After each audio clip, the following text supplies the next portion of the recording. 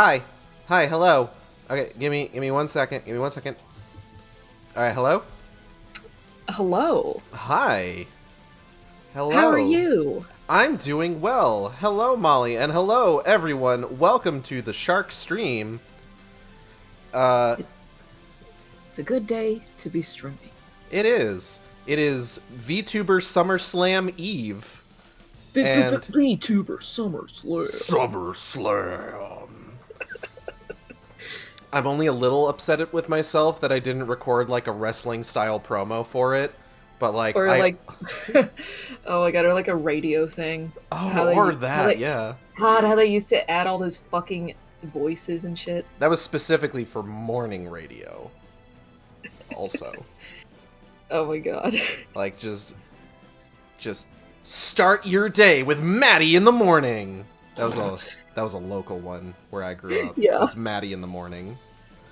In Boston. In the Boston area. The Bostons. I was about half an hour out, or not half an hour, I was a full hour out from Boston. Boston. Oh. So it was a bit of a drive to get into the city. But when it comes to listening to the radio, you can be anywhere. Anywhere. Why do I have Xbox controller in front of me? I'm not even playing Xbox! But yes, hi, welcome. Hello, Audrey. Audrey. Get those, you can do it. You can get those swimmies animated. Swimmies. They look great, by the way. Yeah. So today is Azaldo. Today, we advance the plot. Since while I was catching up with last week's stream due to no power, I was touched that you did not advance the plot, like, without me on the stream.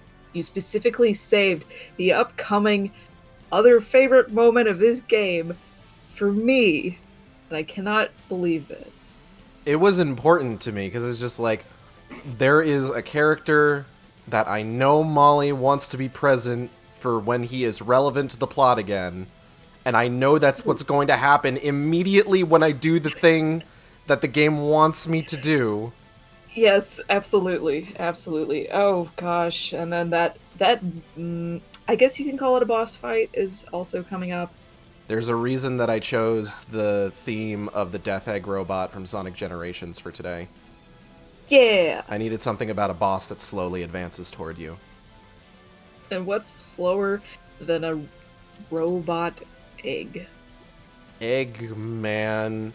So, because you weren't here last week, we've got some topics of conversation to catch up on. Oh yes. Chief amongst which, you sent me an image recently that I wasn't sure what to make of it. I don't know either. I know that you're the only friend I have who actually likes this video game. I do like this video game quite a bit, in fact. So, Molly sent me an image of the, so you know how, like, in the 90s and the 2000s, every ad for any video game, regardless of what the I guess, rating or general aesthetic of the video game was for some reason kind of uncomfortably horny. Yeah. It gives me that sort of vibe. It's Silent Hill Downpour. It's the art for the box. It's the uncropped art from the box. The logo, and then in what looks like, I almost want to say, like, Microsoft Word art, the words, "Let's get wet," in big letters. It's so, oh my god, every magazine ad was somewhere along this line, and the Twitter account that posted this, they're like posting all these other throwback ads from magazines, like Nintendo Power, PlayStation Magazine, Tips and Tricks, etc. Oh, man. They all had ads like this. It's insane, honestly. I was wondering if this was like a magazine ad, because I was just like, yeah, there's probably all the information on the game, probably some screenshots. It's probably all on like the opposite page of this, I'm sure. Because you know, you had the ones that were like full spreads, like the Sonic Adventure 2 ad. That I learned recently, Manscaped apparently parodied. Yes. Which... Okay, so I have like ad blockers on all my browsers. Right. So I do not see these Manscaped ads. I guess most people do because they must use Tumblr exclusively through mobile. I don't see this shit. So what a pleasant surprise to know. What the fuck? Evil, no good, malcontent balls. God. Oh, Jesus Christmas, dude. It's insane, but yeah, you sent me that. I'm just like, huh. Well, all right then. God, I would have loved to have owned a magazine with that ad in it, but I don't think I was getting gaming magazines in 2012.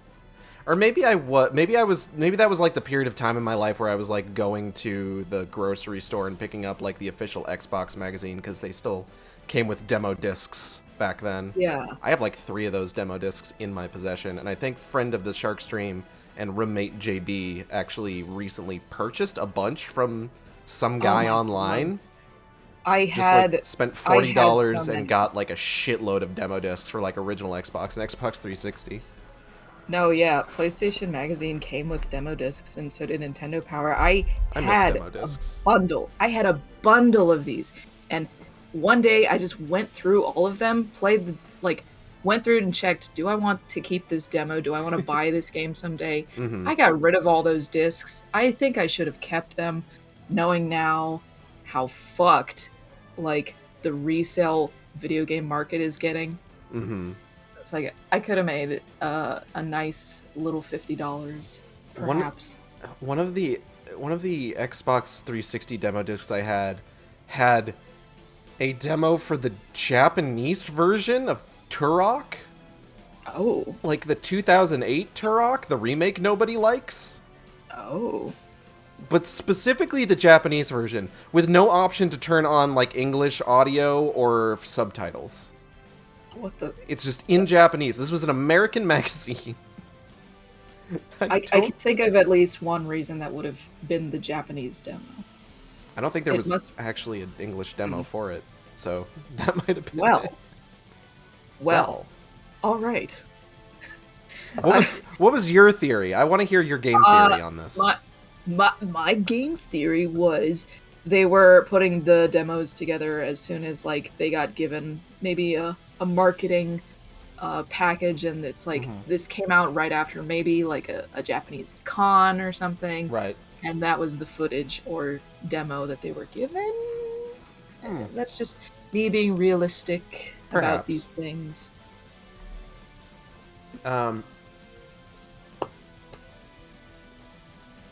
Sorry, taking a drink. Okay, so taking a swig. Other order of business before we get started today.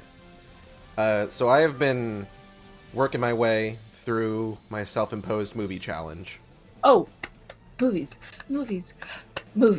Currently, before we get to the topic I know you want to talk about, currently I'm working my way through various, and by various I mean 2 adaptations of The Hobbit. I watched the Rankin Bass movie for the first time a couple days ago. It was pretty okay. I think for a story like The Hobbit, the Rankin Bass animation style really works for it, because it's kind of a comforting, it's a cozy animation style, I would say, for their 2D animation. I wish, like, part of me wishes that Rankin Bass was better known for their 2D animation than, like, their stop-motion Christmas specials. Because, like, I really like a lot of their 2D animated work, like fucking Last Unicorn. Mwah. Chef kiss. I was about to say, like, maybe it's just most people I know who recognize The Last Unicorn more than they recognize the Hobbit animation. And I mean, like, I kind of like I had just never seen The Hobbit personally for until just recently. Oh, And me I'm neither. hoping to be able to get the Bakshi animated Lord of the Rings before I reach that part of my movie list, but that's going to be a hot minute. Just so that I can round that out. Although, for some reason, the Rankin Bass Return of the King isn't available digitally, like through normal means. Excuse me. Wait, are you telling me there's a Lord of the Rings animation and a Hobbit animation? Okay, so Rankin Bass made The Hobbit. Right.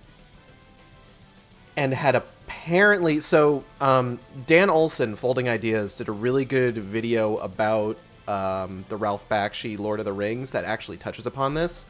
The Hobbit and Lord of the Rings was in a weird copyright state back in like the 70s and 80s because copyright law for works first published outside the US was way fucking different back then.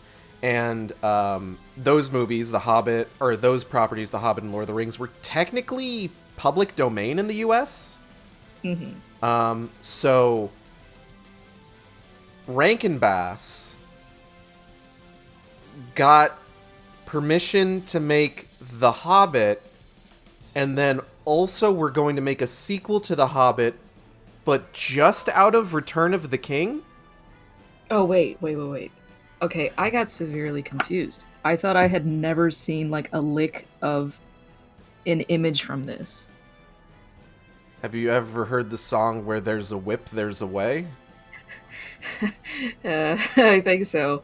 But in particular, I'm thinking of that post on the Tumblr where the Lord of the Rings animated version of Gandalf was bobbing and weaving some orc arrows through a door. That is from the Bakshi movie. Yes. Yes. So what it was is there was The Hobbit by Rankin Bass. There was Lord of the Rings by Ralph Bakshi, which covers Fellowship of the Ring and the Two Towers up to the Battle at Helm's Deep. And then, oh so conveniently, the Rankin Bass adaptation of Return of the King, which is primarily a sequel to the Rankin Bass adaptation of The Hobbit, picks up about where the Ralph Bakshi Lord of the Rings movie ended. Conveniently. So you could conceivably watch all three of those in sequence, and you'd get more or less the whole story. Right. But I watched the Rankin Bass Hobbit. That was pretty good. And then I started watching the old P.D. Jack's Hobbit movies. I watched Unexpected Journey yesterday, Desolation of Smaug today. Smaug. I still kind of like those movies in the sense that, like, you don't really have a lot of, like, halfway competent high fantasy movies these days. God, no. So, like, even something like The Hobbit, with how much it tends to, like, spin its wheels and, like, put in filler that doesn't necessarily need to be there, it still scratches that itch really well. Like, Oh, yeah. maybe not as good as, like, Lord of the Rings, but still pretty good. And, like, there's bits in it I still really like. There's a lot there. I find a lot of that movie really enjoyable. I cannot believe I saw all of the Hobbit trilogy when they were releasing in theaters. I can believe that because I did the same thing. I'm not a Lord of the Rings person. I am not a high fantasy person. I think Zelda is about the highest of fantasy I will appreciate and be into. I even, like, got taken to... There I is just that one thought for a picture of you at a Renaissance fair holding a big sword. Oh, yes. But that was because I wanted to get drunk and hold a big sword. Which, fair. Specifically that day, I just wanted to hold a big sword. But there was also delicious, expensive mead in very small plastic cups. I'm going to go ahead and get the game started while you're talking about this. just because we do need to start the video game. I legitimately, like, I got to see some Lord of the Rings movies in theaters as well as Star Wars, you know. Right. And we have like DVDs and everything of extended editions, and Mm-hmm. yet none of this made any impact on me. So I'm not in any way into Lord of the Rings, despite it being like a memorable part of growing up. It's just not. Memorable, not formative. Yes. Well, yeah, because those movies are like super well made. Mm-hmm. So it's like, of course I remember watching Lord of the Rings. Fly, you fools! Fly, you fools! Yeah, if you haven't seen that Dan Olsen video, I'm talking to you and anyone watching this, about the Ralph Bakshi Lord of the Rings. It's a really good video. Mm-hmm. There's a whole bit. I'm talking with my hands and Link is reacting in real time. There's a whole bit, right? Like in the middle of the video where like he talks about the debate of whether or not the Balrog, that giant like beast of flame and shadow, Ifrit. Basically, that like Gandalf does the whole has like his whole fight with, and he does the whole like you shall not pass. There is apparently an ongoing debate within Tolkien circles about whether or not it actually has wings, or it just looks like it has wings. Because the actual in-text description is not clear. It's just... What's the significance of it having or not having? Well, the significance is visual depictions of the Balrog. I see. So we're just taking a quick dive down to the surface, huh? Oh no! Oh my god. Beefsteak, help!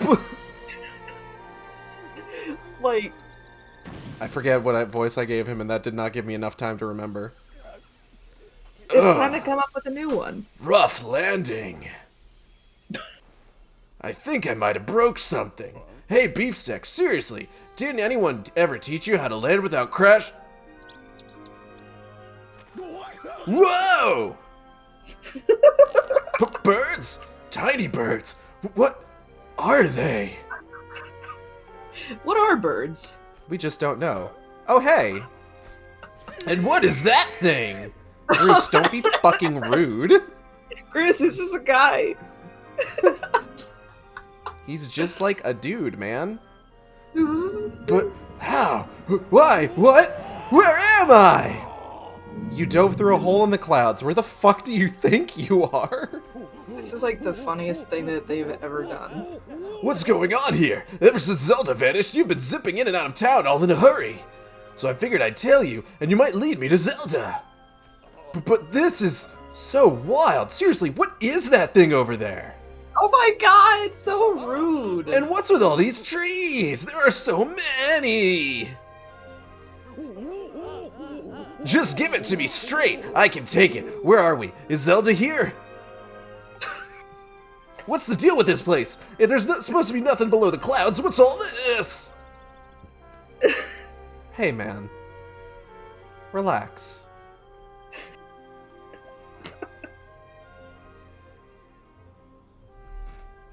And supposedly Link spoke. Hey, man, is surface. Why you have to be mad? Why you have to be mad? It's just surface. Whoa. You're kind of imploding my mind right now. But I think I get what you're saying. If I've got this right, Zelda's down here somewhere and she's... okay? Uh-huh. Yeah. She's okay. Oh, wow, that's so great. Hearing that is such a huge weight off my mind. Yeah, the birds love him. Because he's a nice boy. Birds like nice people. You know, Beefsteak, it's sort of alright down here.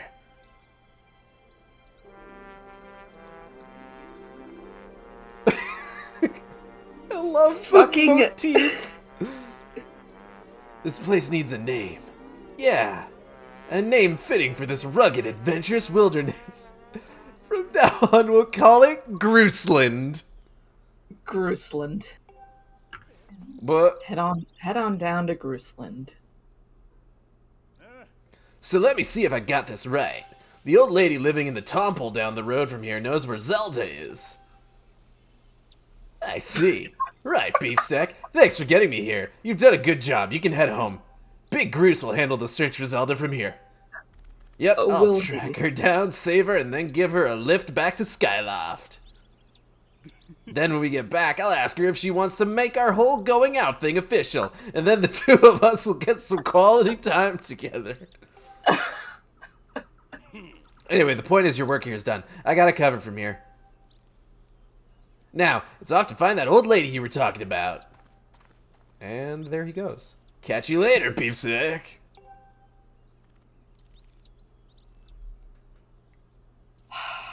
Well, okay then.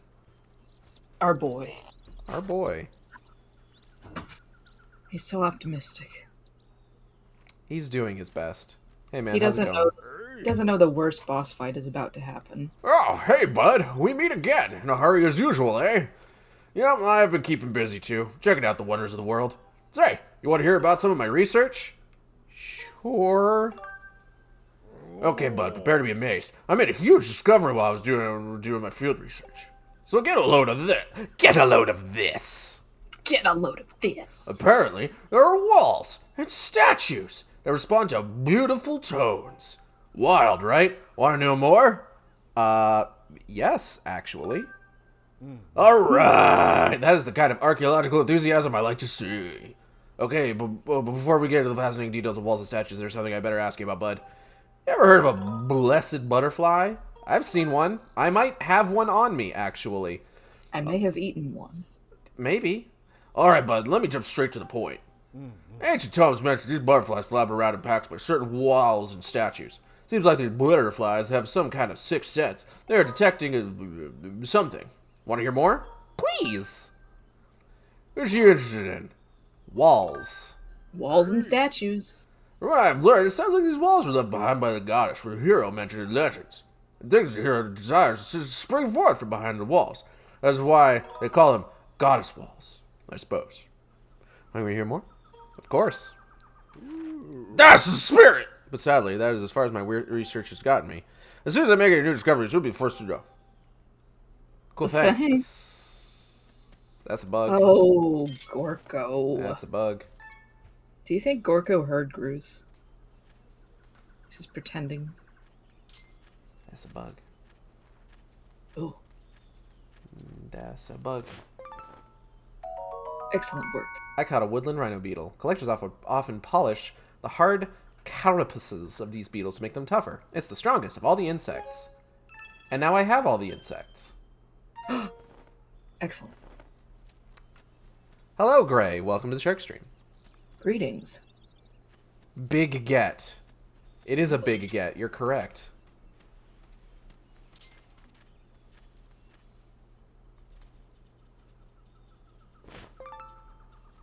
I got it eventually. That's what's important. About to get even more exciting bug Fuck. collecting. Did you chase it away? I did. It got away No. from me. Tragic. Did you know Where am I supposed to be that? going? Yeah? Did you know that you can catch more than just bugs with the bug net? Yeah, I did know that. So, Someone explained to me that you can do that with tumbleweeds last stream, actually. yes, you can catch more than just tumbleweeds, is what I'm getting at. Do tell. You can catch those tiny little birds. Huh? You gotta be kidding me, Granny. Can you catch babes with it? I think you can try. You can give it a shot. You're messing with me. Say it again. I dare you. I only speak the truth. You are not the one who will save her. The spirit maiden, your Zelda, can only be saved by another. It has been his fate to do this thing, and in doing this thing, so save us, as it was decided long before you were brought crying into this world. Shut it, Granny! You obviously don't know me well, because if you did, you'd know that if anyone's gonna save Zelda, it's Groose. How could it not be me? Plus, if it ain't me, why would I even be here? Excuse me. If I'm not up to the job of being the hero, just who is? Hi, Gordux. Welcome to Shark Stream. Greeting. Groose has main character brain rot. He really does. Huh? Hey, man. Now I get ya. Beefsteak, Granny here has been trying to tell me you're gonna be the big hero who rescues Zelda. What a joke! Look, all I've heard so far is a bunch of babbling about destiny, but that's a load of garbage. I know you, and you're no hero, shrimp. Okay, that cough worked with the acid coming out of the shark's mouth. That's, yeah. Special acid cough animation. Heh, heh.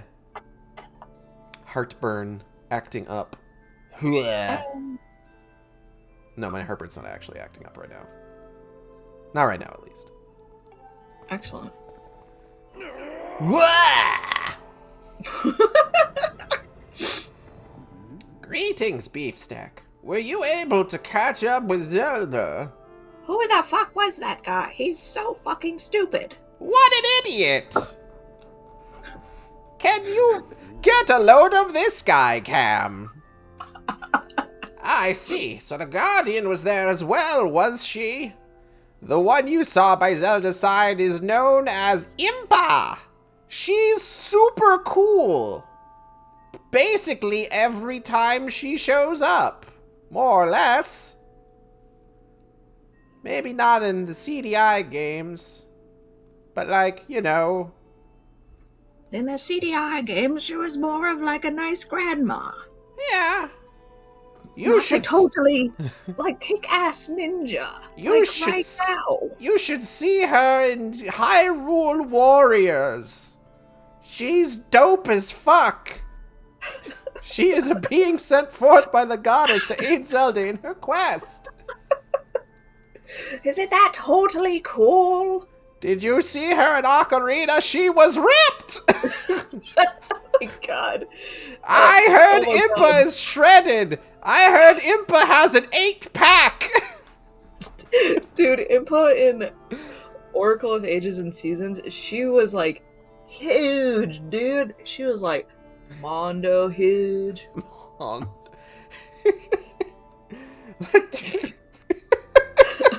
I kind of agree, Gordux. The two have traveled somewhere in order to accomplish the great task destiny has set before them.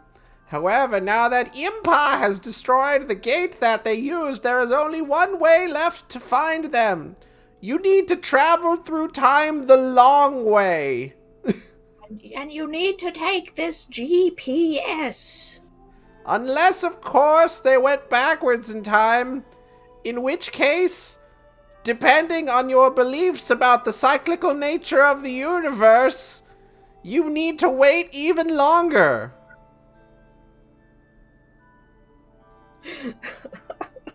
I don't know if you're into that sort of thing. Do you remember in Austin Powers 2 when they look at the camera and talking about time travel and they're like, and you shouldn't worry about that sort of thing either? I'm gonna be honest, I've only seen Austin Powers 3. What? Yeah, completely devoid from the first two movies. Oh my god. They are a treat. They are a, like, I think they're sort of a pinnacle of, like, 90s humor. Everybody's seen them when they were children for some reason, because they're not children's movies. Mm-hmm. I think Gordex is having a crisis of faith in the chat I because I haven't seen the first 2 Austin Powers movies. I'm also just calming myself for the sake of the stream. Because otherwise I would be like, we need to wake you, watch it right now! Right now! Oh god.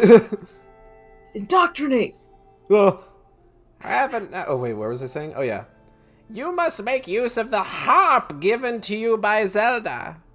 Although it's more of a liar, but no one really cares. Tell me, Beefsteak, have you attempted to play the harp that you received? My sense is that you have not yet familiarized yourself with it. Hey man, normalize playing the harp. Normalize harps and harp-based activities. It's fun and easy to learn. Very well, I shall teach you how to play it. Listen well and do as I say. First press X to ready your harp. She just, like, gets into a choking fit. Now try strumming the harp. You might even be inclined to call me a liar, but it's true. If people in chat give us funny lines to say, we will say them.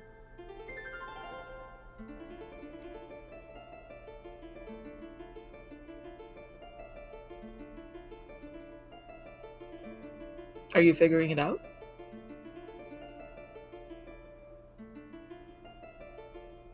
Gage, you gotta look at the braid. You gotta sway that braid. I'm trying so hard. Okay, hold on. It doesn't even have calibration. I'm not... It's not...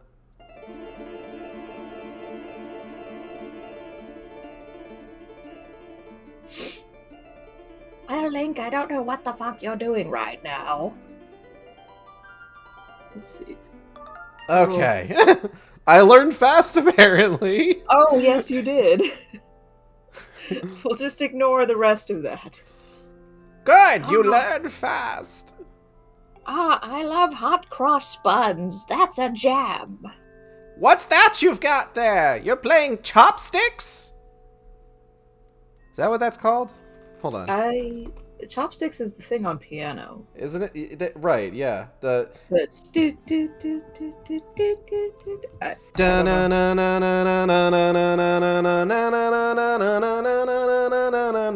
That one, right? Oh, yes. Now for your next lesson. Focus and play in time with the pulsing of the circle of light. When your timing is right, I shall join my voice to your harp. Listen well, for the song I sing will be of great help to you in your journey.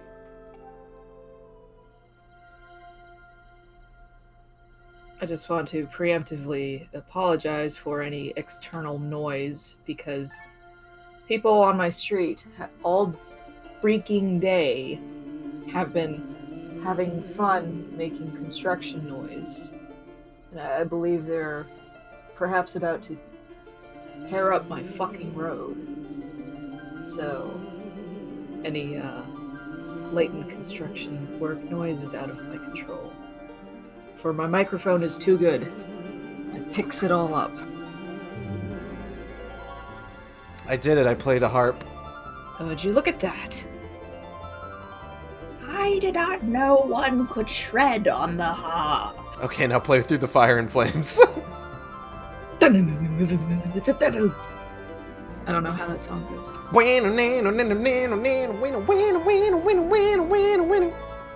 You know how that song goes. I played Guitar Hero 3. I learned the Ballad of the Goddess. It's a mysterious melody that has been passed down from ancient times. Mysterious Melody sounds like a Professor Layton game. It does. It does. Because the first installment of that series was indeed titled The Mysterious Village. Or something. Oh my god, it's a rock! Oh my god! Link, would you like to buy my cassette tape? I have copies in the back.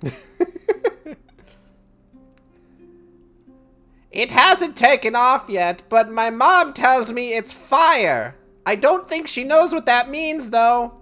She is very old, much older than I am. It's kind of amazing she's still alive, actually. It's a wonder of science. The harp you hold is known as the goddess's harp. It is a divine instrument of the goddess who once watched over this land. Penny Arcade's comic about Leighton was one of the few that had to be rolling its stitches. I remember that one. That's the I have 12 matchstick. What? No. That was VG Cats. Was that? No. That was... Yeah. No, that was Penny Wait. Arcade. Oh, wait. No, you're right. I am conflating the two.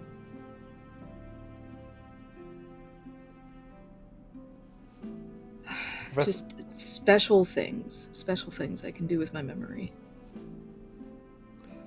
Yeah, nobody in this goddamn game will help me unless I do their fucking math homework. Look at this asshole. Hey, what are the chances of you lowering this bridge without any Da Vinci Code bullshit? I have 12 matchstick. Fuck you! Oh, man. Sometimes when I'm by myself, I find myself saying words of wisdom. I have 12 matchstick.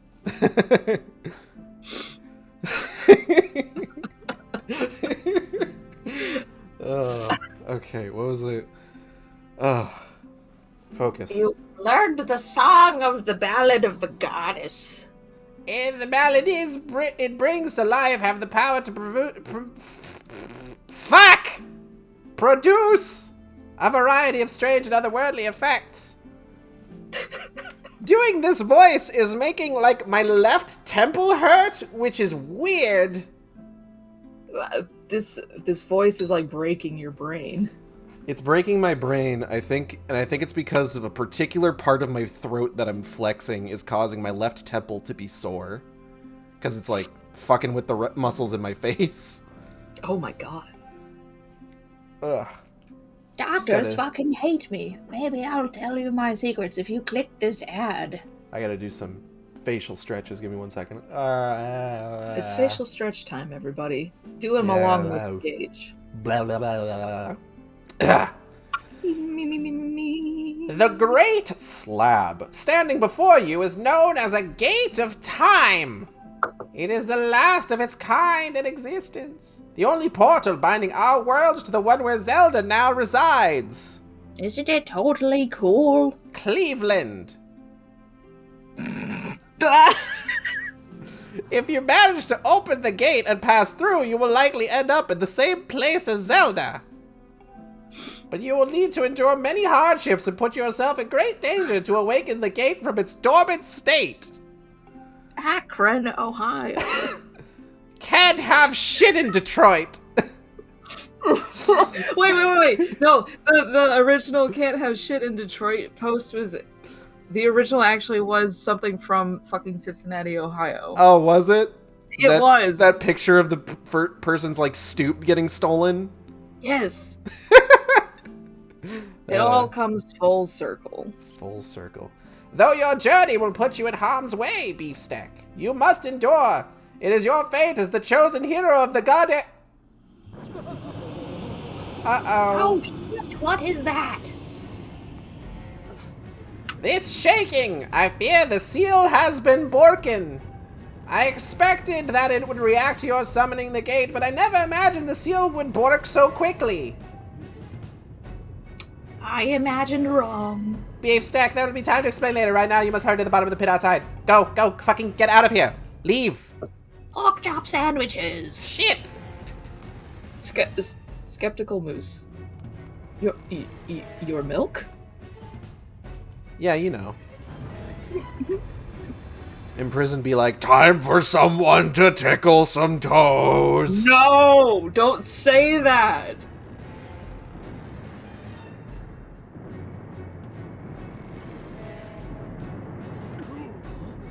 Whoa! What's with all the shaking? The seal, it broke on the milk. Okay, I understand now. I am a dum-dum. The whole ground is heaving. I thought it was supposed to be solid down here. Go quickly, Beefstack. Check on the ceiling spike at the center of the pit. You know what I could have said instead? You know what I could have said instead of tickle, but I'm a semi-merciful man. Thank you. Thank you for being semi-merciful. There is nothing that... Huh? If only they were full merciful. There is nothing natural about these tremors. That monster could free itself at any moment. Approach the pit with caution. I will jump into the pit recklessly. Let's go! Oh, this pit. This big, scary, giant pit? I'll go right there. My little parachute. I also watched Highlander recently, Ooh. I should watch that with my adult brain. which I actually ended up really liking it, honestly. I think I saw it on TV as a kid, and I think the only thing I remember is, like, the part about signing checks, of all fucking things. Huh. And Big not boy. only... Oh, hello. Amogus. Amogus. Literally, giant evil imprisoned Amogus. There's an imprisoned Amogus. He's got big toes for tickling. God. Approach the pit with caution is common Smash Brothers knowledge. I knew it! The seal has given way! I'll explain later, but now is the time for action! We must keep that beast from escaping that pit! And I need to go check on my rice cooker. Bye! Good luck! We're all counting on you! It must not reach the tombo! By the way, don't let him reach it.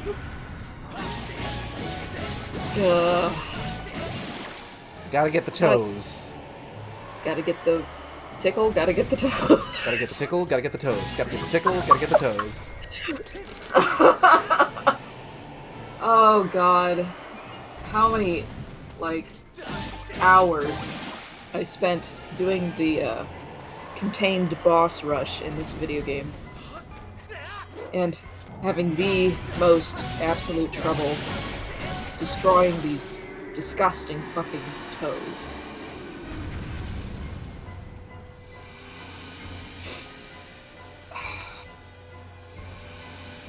Ooh, big guy fall down. Whoa, he had a big fall. How about this? Wait. Oh, there we go.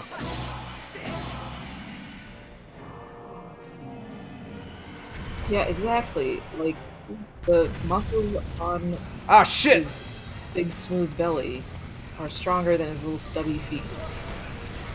Fucking. Whoopsie doodles. Gotta get out in front, gotta get out in front.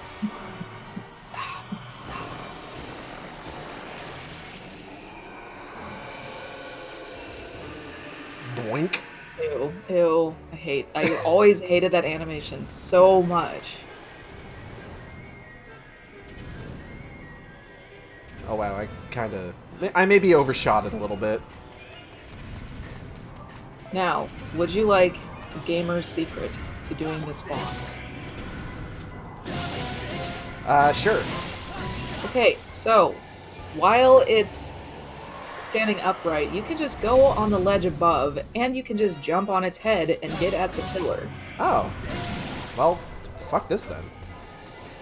Yeah, God, I was so mad when I watched Game Grumps play this, and Aaron did that trick, and it's like, how did I not know this? I spent like all the people who could know it. Why did it have to be him? Exactly. Oh my god.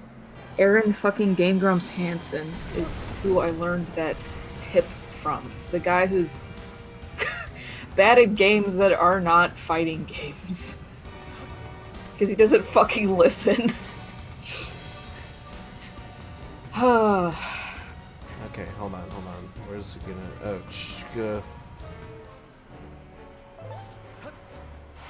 Is it worth running all the way, or should I just go back to it? It probably isn't. Hold on. I Venom Lad, allegedly Egoraptor is good at fighting games. He's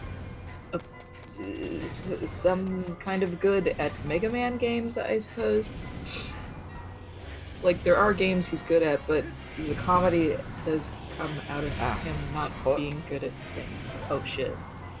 Oh, are they gonna screw you over with this? Whatever. I'll just hit the toes. Ow! Oh, no. No, big steppy. I wonder if this is why they started you out with 6 hearts.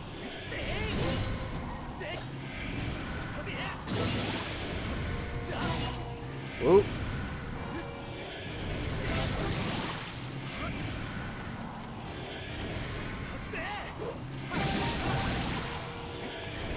Ow! Fucking piece of shit. The latent hitbox on that is the fucking worst. Ow.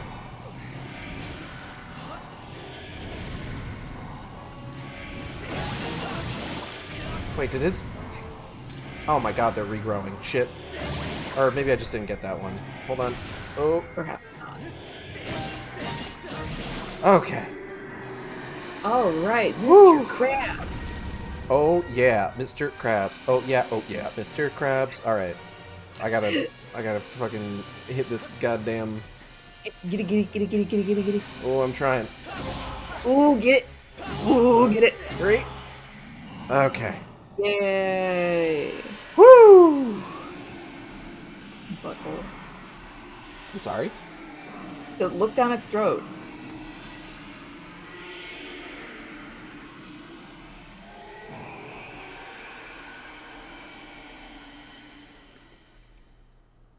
The imprisoned looked like someone bedazzled an Amogus. Ah! It really does. I do like that they continued this effect from Twilight Princess.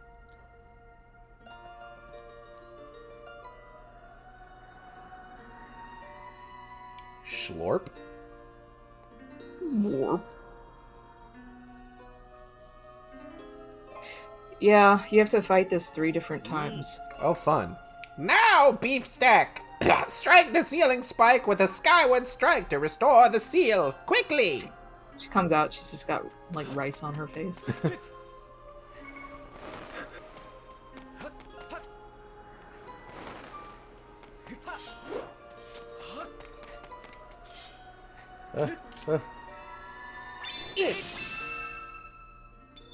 I did it! Yay! Triangle. Oh, fuck. Yeah, they're like, you want to make a triangle? Here you go. Alright, kids. What can I say? The grains compel me.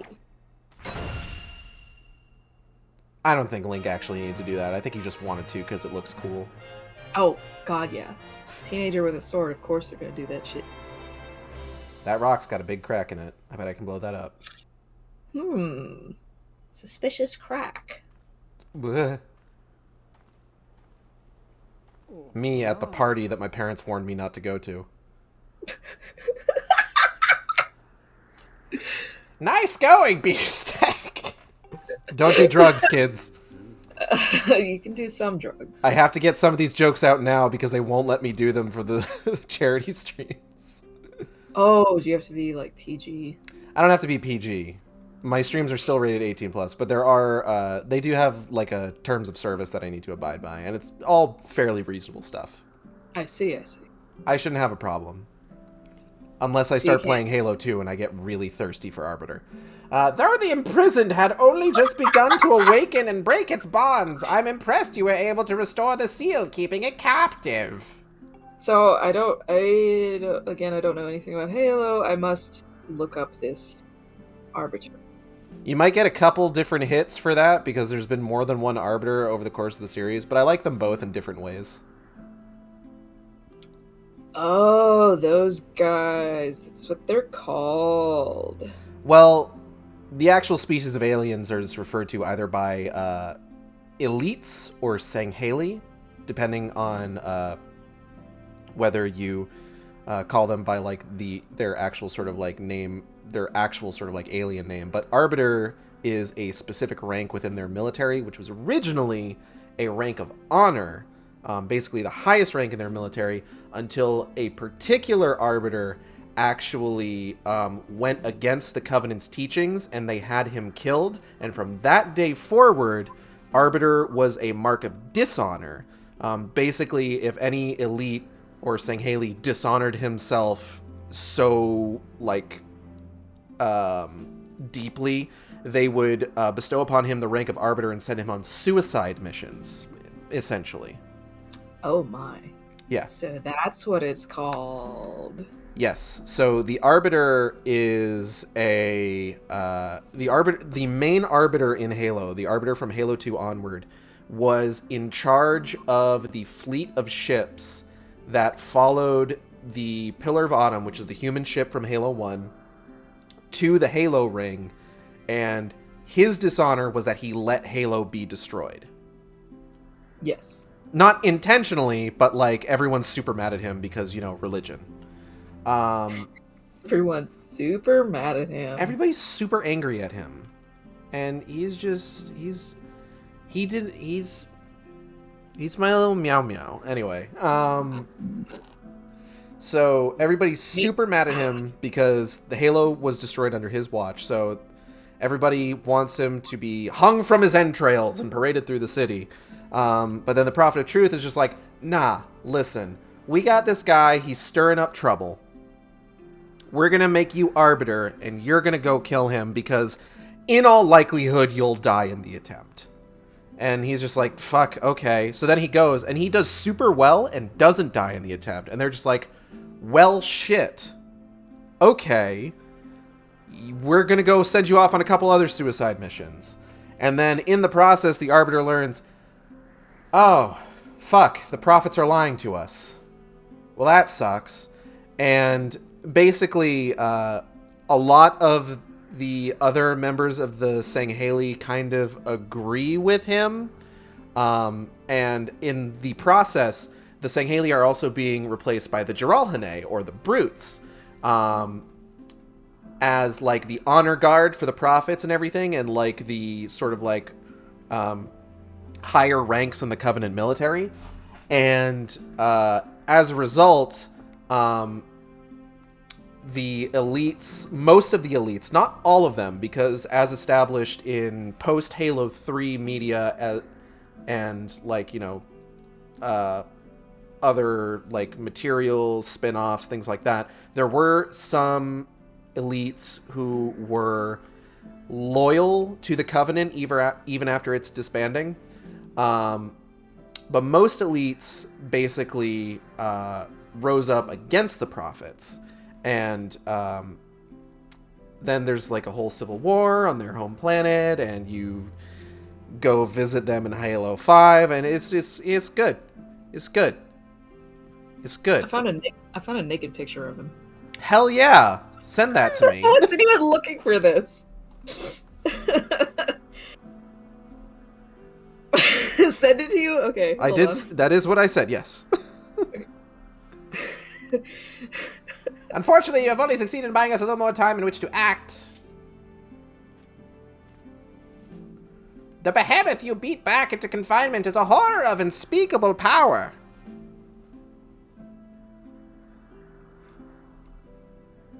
Oh, very nice.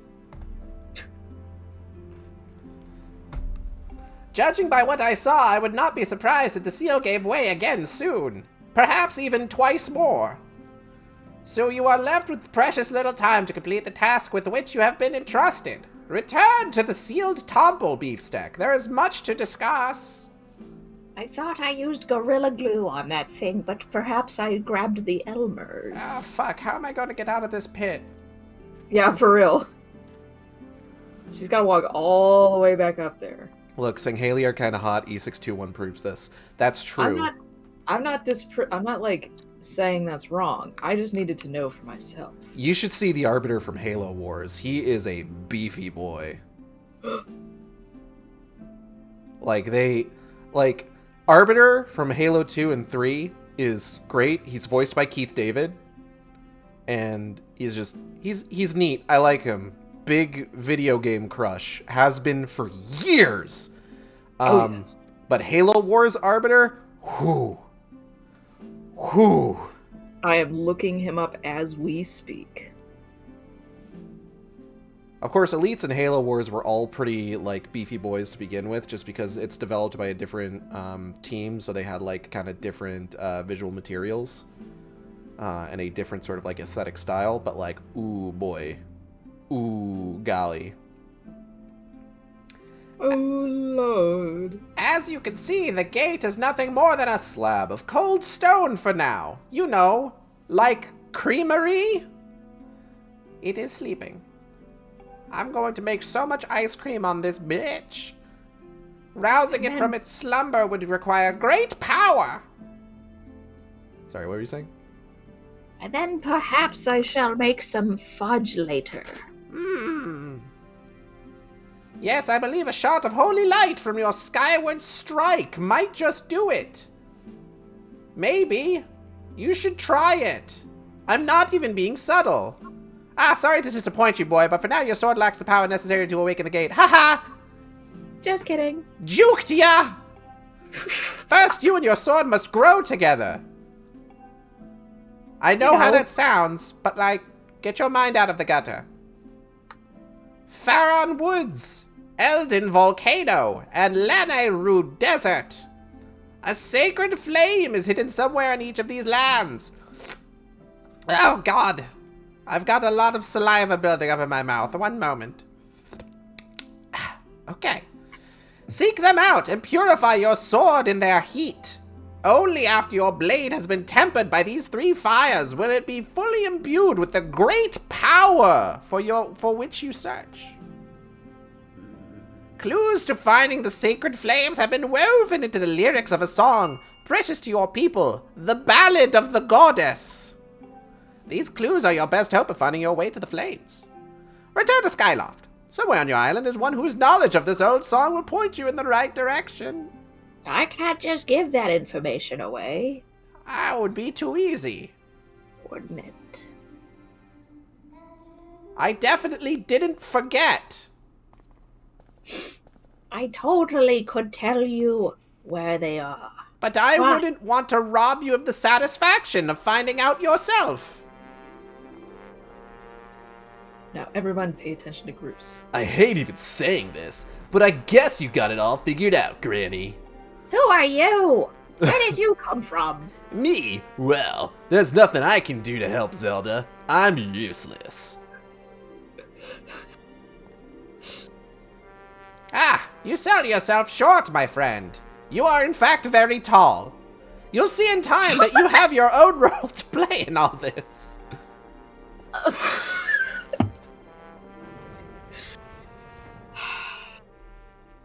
You got me. Beefsteak, go now. Trust in fate to guide your feet. Your mission depends on it, as does Zelda's fate. But not Zelda's feet. We don't talk about Zelda's feet.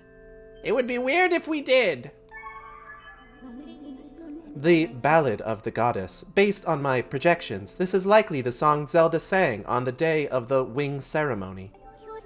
I calculate an 85% probability that someone associated with the Academy will be able to provide additional information about this song.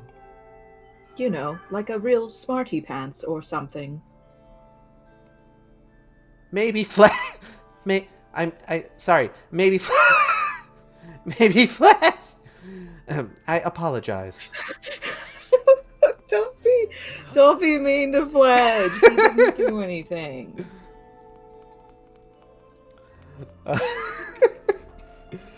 Okay, so we're probably gonna have a little bit of time before I need to do any more voice acting. Let's talk more about movie stuff. We need to get to the real meat and potatoes of what we missed out last week.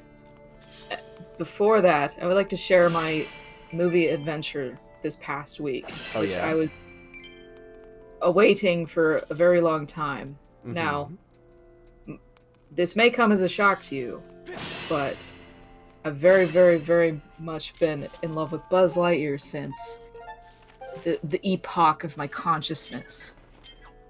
And the first times that I saw Toy Story. So, once the news broke that it was going to be a Lightyear, like, movie, A movie. it's just been cooking in my mind.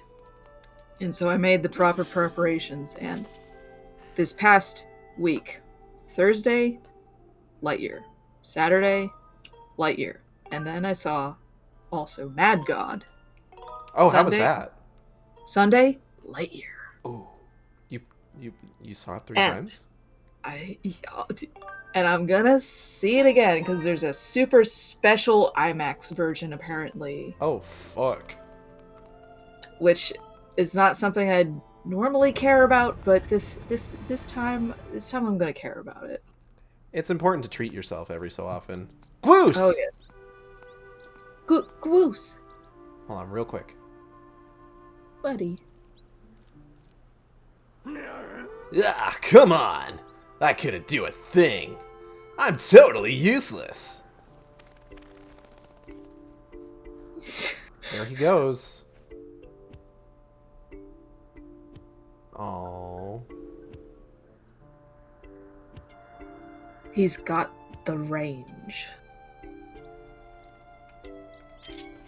Birds.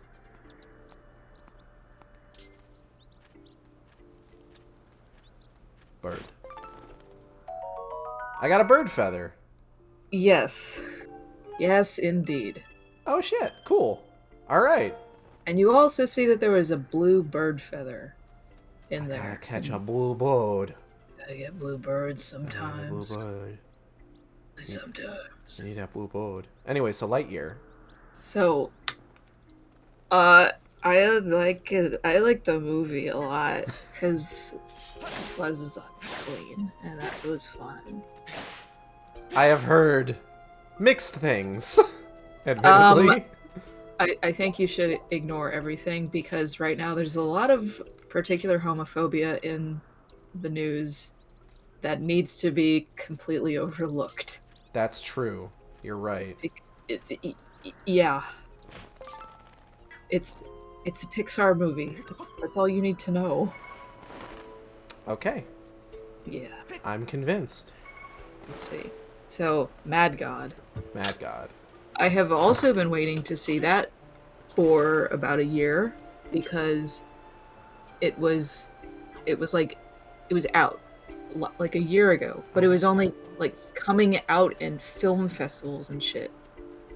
And I was like, okay, I don't live anywhere near any of these film festivals. Do they have any online showings? A couple of them did, and they immediately like sold out to any online public viewers. And I was like, son of a bitch. That's no always one- obnoxious.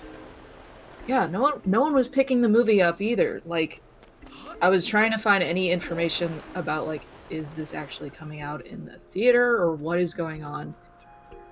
And what I could like read was like from Phil Tippett himself saying, yeah, no one wanted to pick this up, and I'm just like, great. Cool. And only recently did Shudder pick it up, and then it came out in theaters in America everywhere.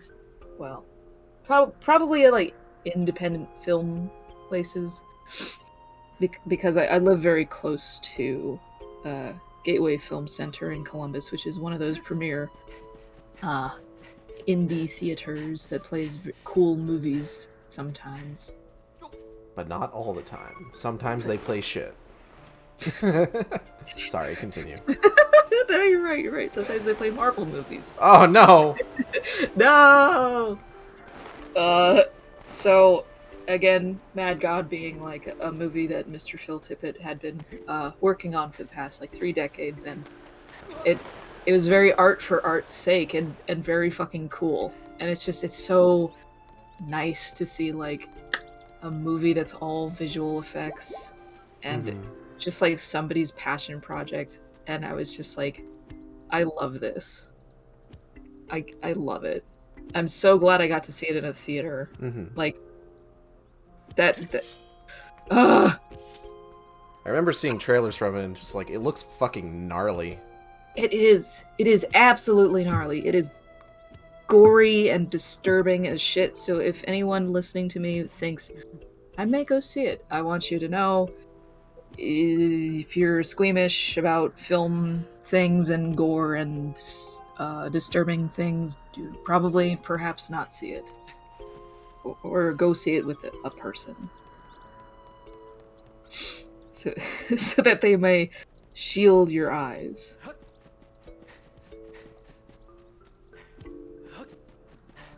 I was gonna say something and I completely lost my train of thought before I even started. Chugga chugga chugga chugga chugga chugga. Oh, the train has crashed. Oh fuck, no! Hundreds are dead! Hundreds. Ba ba ba. Ba ba ba. Bo bo bo bo bo bo bo. Good anime. Oh my god, yes. I I hope that it never gets a remake. I want it to stay in the past. So Hell's Boy. It's time. I watched. So last week was the Hell's Boy time, and oh hey, great Goron! I'm just about to talk, and okay, I have found some. He's so excited about butterflies. Look, those butterflies that respond to beautiful tones are swarming all over this place. They couldn't even let them be animated. Nope, they're scared. They're like, this has to be the right spot. Oh, this could be a problem. I cannot carry a tune. I'm already carrying all this backpack. I could not create a beautiful tones if wild animals threaten to roll me down a hill. What can we do? Hold on, bro. I got this. We need a button to press to do the badum.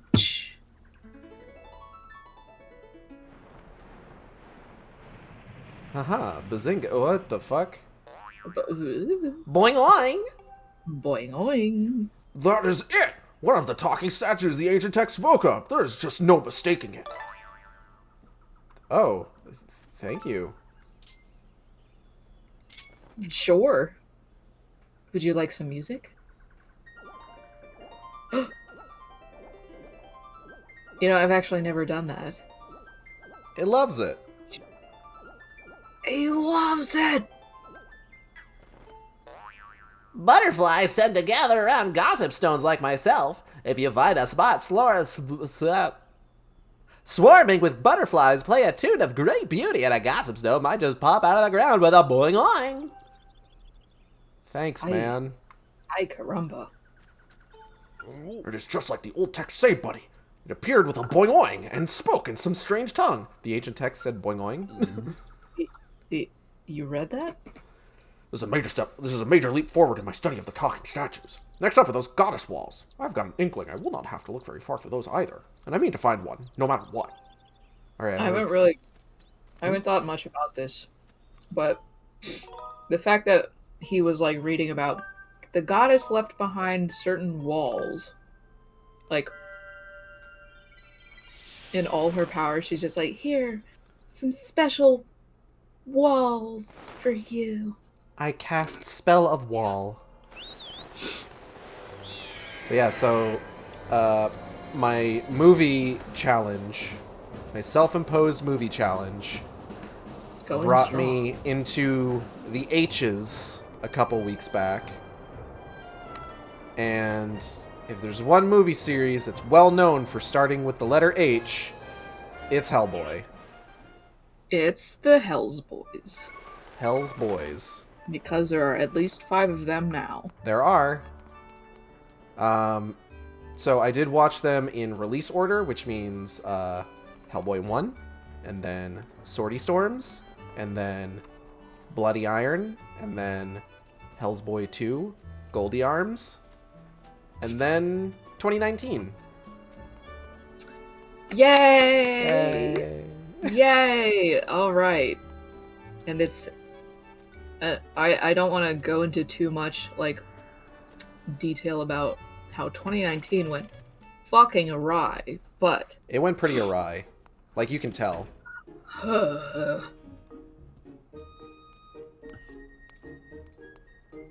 So, you said before though that you had seen the animated movies at some point. Oh yeah. I had seen the animated. I got the animated movies on like DVD like years and years and years and years ago. So I had seen them already. I love them a lot because they are a lot closer to the comics, of course, and it's like this is the closest thing to like the comics being animated that it ever will be. Right.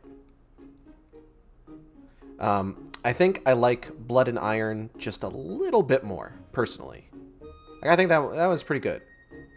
Yeah, it's just, I don't know. It's nice to see Kate Corrigan being adapted, since she's, just super fucking important as a character in general. But let's just not put her in 2019 Hellboy.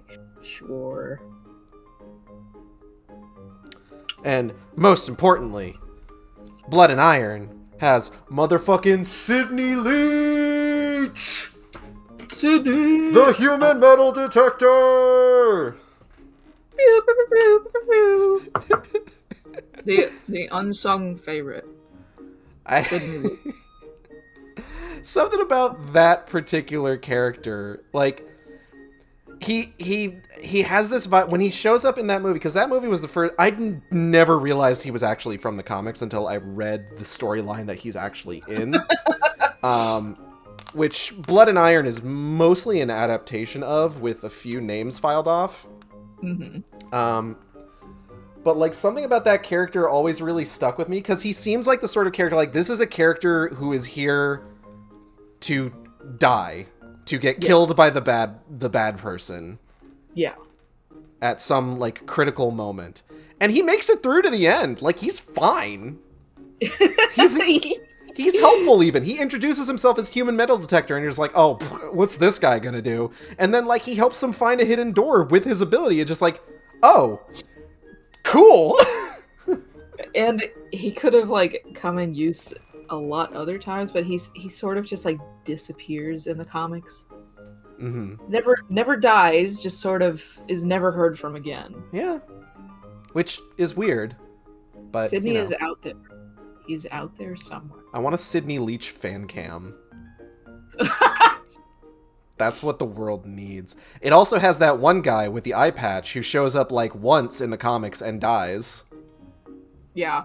Unfortunately, that guy was death fodder. The guy who looks cool as hell and seems like a major character is the one who is killed off. But Sydney, this dude with glasses, mega dork human metal detector, lives on in the hearts and minds and the world, because he didn't actually die. He lived. He made it through. Good for him. He is not a character I would have thought to put in the animated movie, but fuck it. He's the only one with a name. Those are the fucking deep cuts that you need to go for with an Hellboy adaptation. You need to have motherfucking Sidney Leach in there. Honestly. Ben Daimyo, who? Fuck that guy. Sidney Leach is where it's at. Oh, you and me. People who can laugh this hard about that. Oh, I do like that, though. I do like that. Yeah. All right. I have dialogue to read. Okay, I gotta... Well, you can remember your Gapora voice. You're back, Beefstack. Good to see you're still in one piece. To sail for One Piece. Apparently that's ending soon. If Natalie was here, she'd ask if they'd found it yet. I also want to know if they found it yet, because I don't read it, I don't watch it. There's apparently theories as to what it actually is and what getting it requires that are actually sound pretty cool, given what's been explained to me about where things are at in the story right now.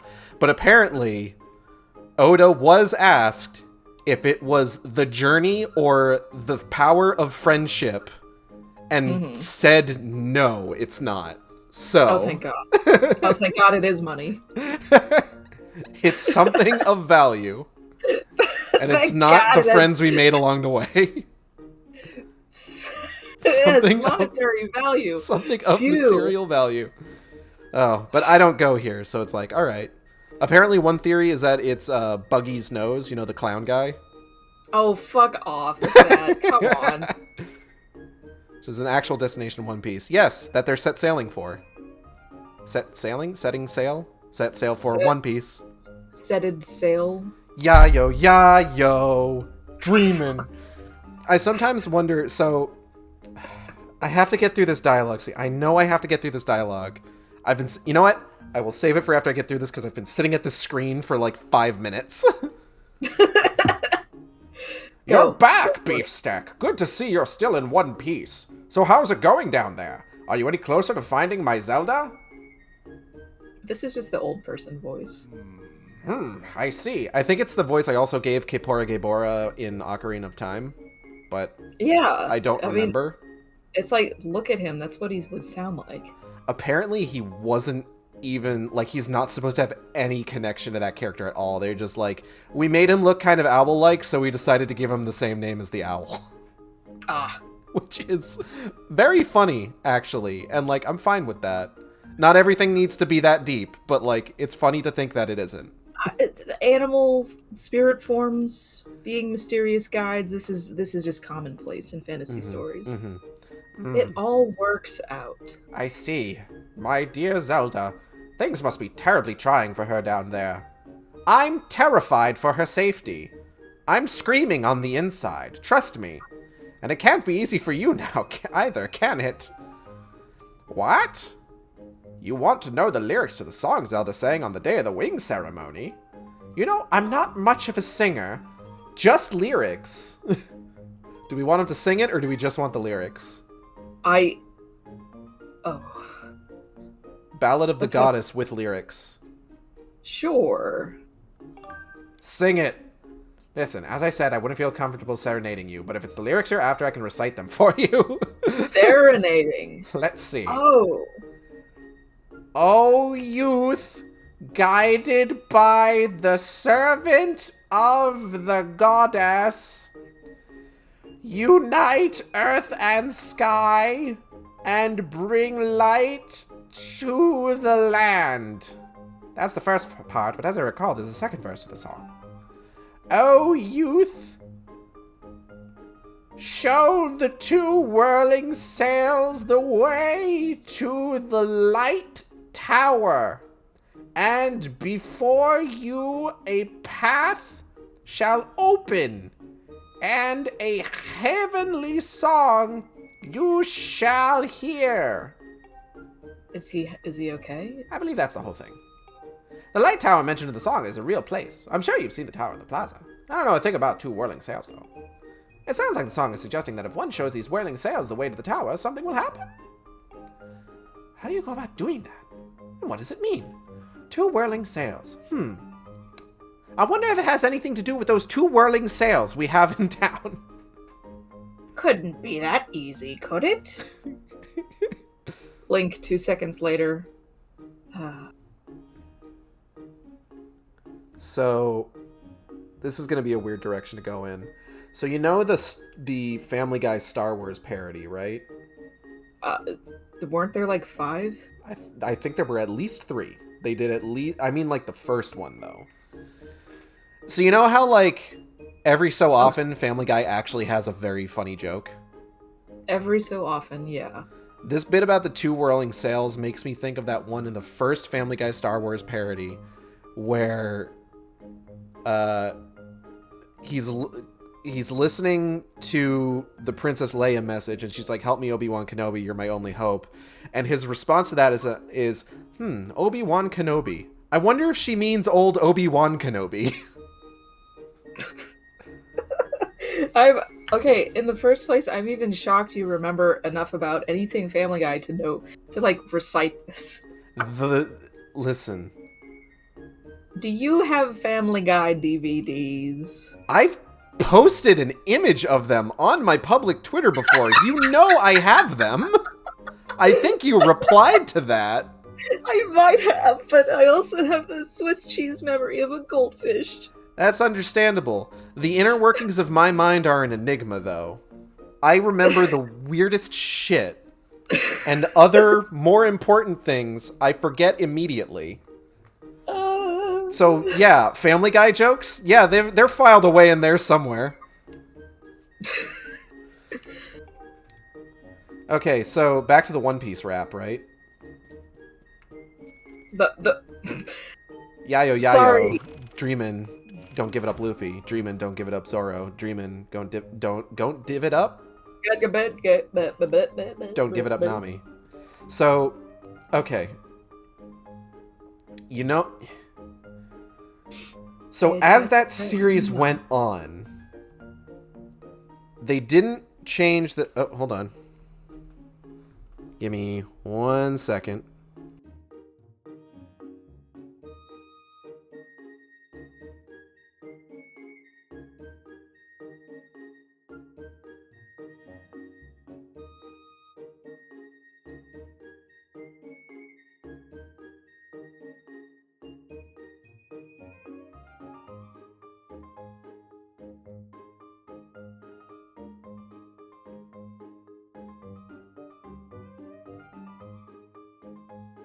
Alright, sorry about that. I had an urgent phone call where I was asked what kind of ice cream I like.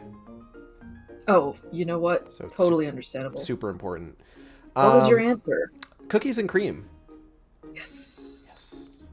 So, what was I fucking saying? Oh yeah, One Piece rap.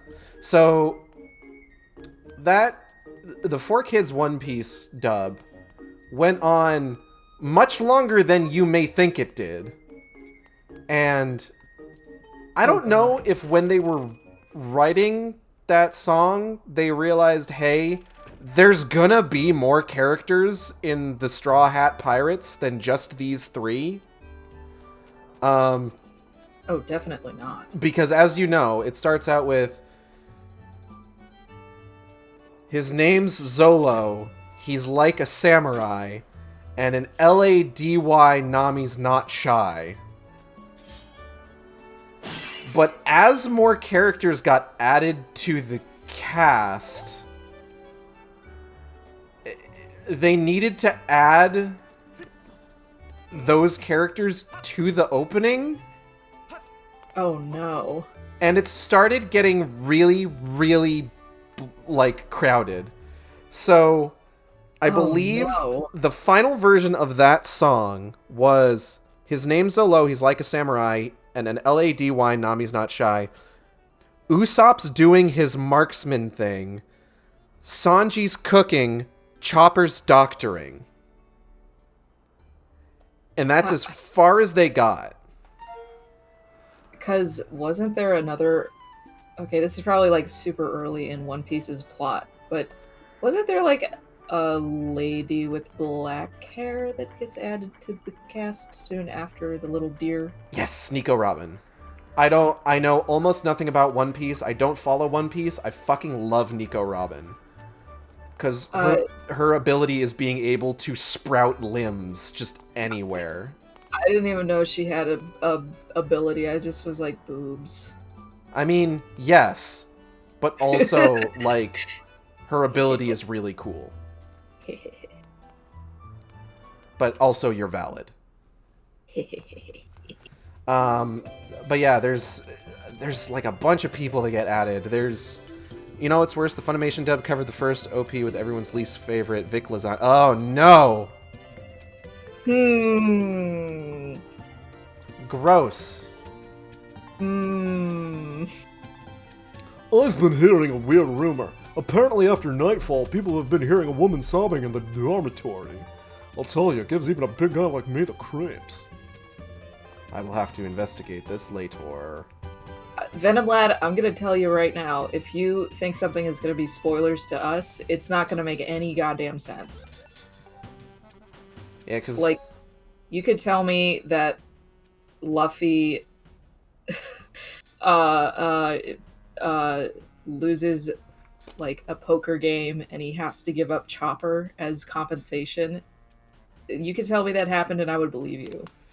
So the most that I know it up to is, I think, Brook, who is a skeleton man. I have seen him. Well, I mean... One Piece has been going on. One Piece has been going on long enough that I can believe that actually does happen. It's it's a fucking wait. Chopper has to perform an abortion on a demon queen at one point. Manga that tackles the issue of abortion. That's very progressive. Can I upgrade anything right now? I don't think I can. Can you? No, I need 2 tumbleweeds. Well, do I want to spend... I'm gonna get a better shield eventually. I'm probably better off just fixing this. And just kind of keeping it where it's at. Shinzo Abe's worst nightmare. No. Oh no! No! Is he even fucking president of Japan anymore? No, he isn't. He is not. He even gave her a pamphlet with other choices before she decided. Oh my god. Okay. This is more than I had ever thought.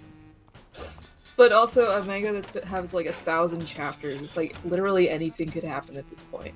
Uh-huh. It's kind of like that JoJo thing where it's like I could spoil JoJo for a person and like it wouldn't really spoil it for them because like now they're just like, how the fuck does that make sense? Is it really a spoiler if it doesn't make any sense with zero context for somebody? Sort of. You know it's coming eventually. You know that a character like if I walk up to a person and I'm just like, hey, in JoJo's Bizarre Adventure, there's a major character who gets around drinking piss by turning his tooth into a jellyfish and absorbing the piss before it goes down his throat. Oh god. Unfortunately, I know what scene that is just by proxy of knowing so many fans of JoJo. Yeah. But also it sounds like shit made up. Shit's made up. It sounds like it's made up, but it's It no, really that does. happens. That happens. That's a thing that happens. It does. I know. I know about the piss. God.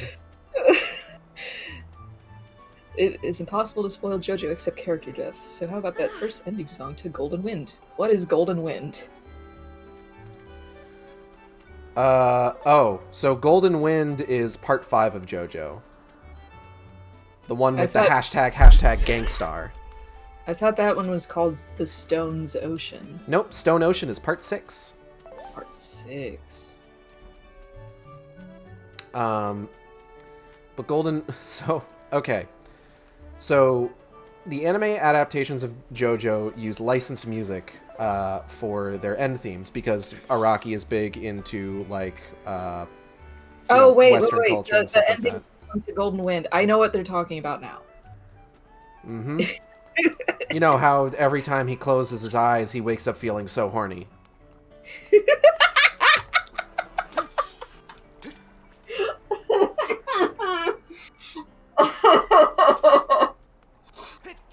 Take your time. I want them to continue to do that, though. I love that so much. Yeah, I'm not even gonna watch JoJo. Like, I think I stopped somewhere in part 3, and I just didn't continue. But I would like anime to do more, ridiculous things. Yeah. Ridiculous things that are not fucking isekais again and again. Part 3 is pretty good, but for my money, like, I always like everything post Part 3, because when you start getting into, like, Part 4 and 5 and 6, that's when stand battles become, like, puzzles, and that's when you get the really wild shit. Like, people start, like, fucking... Like, there was a bit of it in, like, Part 1 where it's just, like, people make these wild decisions because they're thinking, like, 10 steps ahead in this game of, like, 5D chess. Like, Jonathan Joestar being thrown into the water and just like, oh no, how will he be able to properly control his breathing if he's underwater? And so he swims down to the bottom of the lake, because since they're in an old coal mining town, there are collapsed tunnels with trapped air, and thus he's able to find pockets of air that he can then breathe and supercharge his blood with magic sunlight energy. Huh.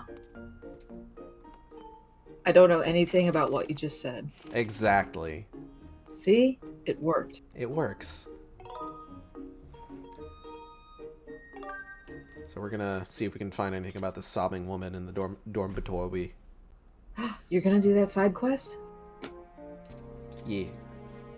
Yes.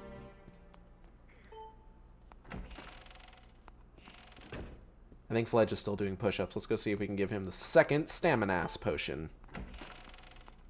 Which, you know, when I first, like, went to nighttime for this game, and I heard that, I was very, very confused.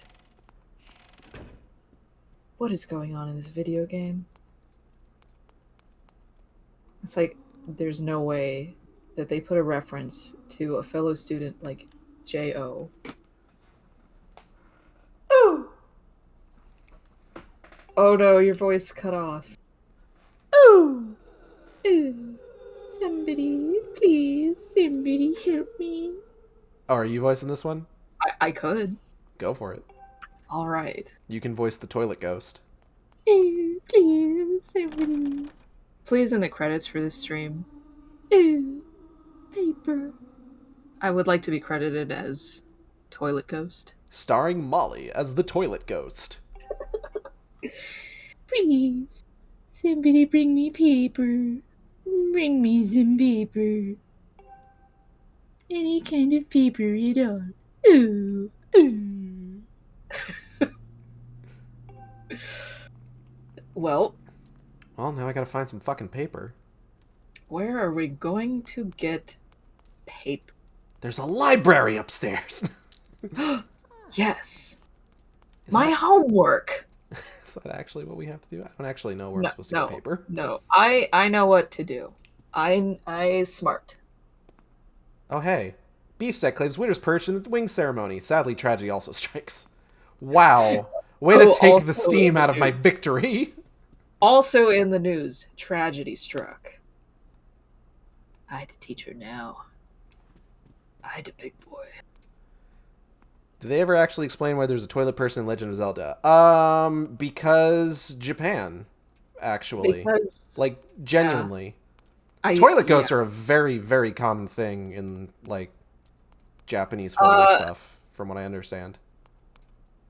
Yeah, at the moment there's a very popular manga called Toilet Bound Something Something Kun, Mm-hmm. and I don't mention this because I want people to read it or that I read it. Oh, hey. I mention this because its title is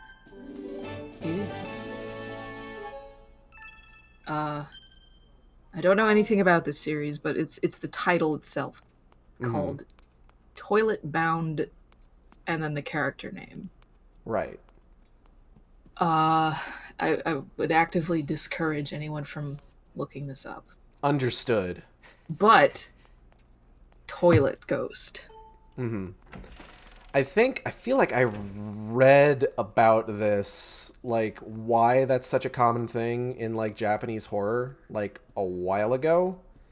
And as I recall it, the reason it's such a big thing is because, in Japan, in ye olden days of Japan, toilets were just really, really, really, really deep holes in the ground. Yeah. So, like, it's spooky hole in the ground. Like, there's inherent horror there. Dude, holes are scary. Holes are fucking scary. You ever read Enigma at Amigara Fault? Scary as shit. Yeah. Scariest shit I ever saw.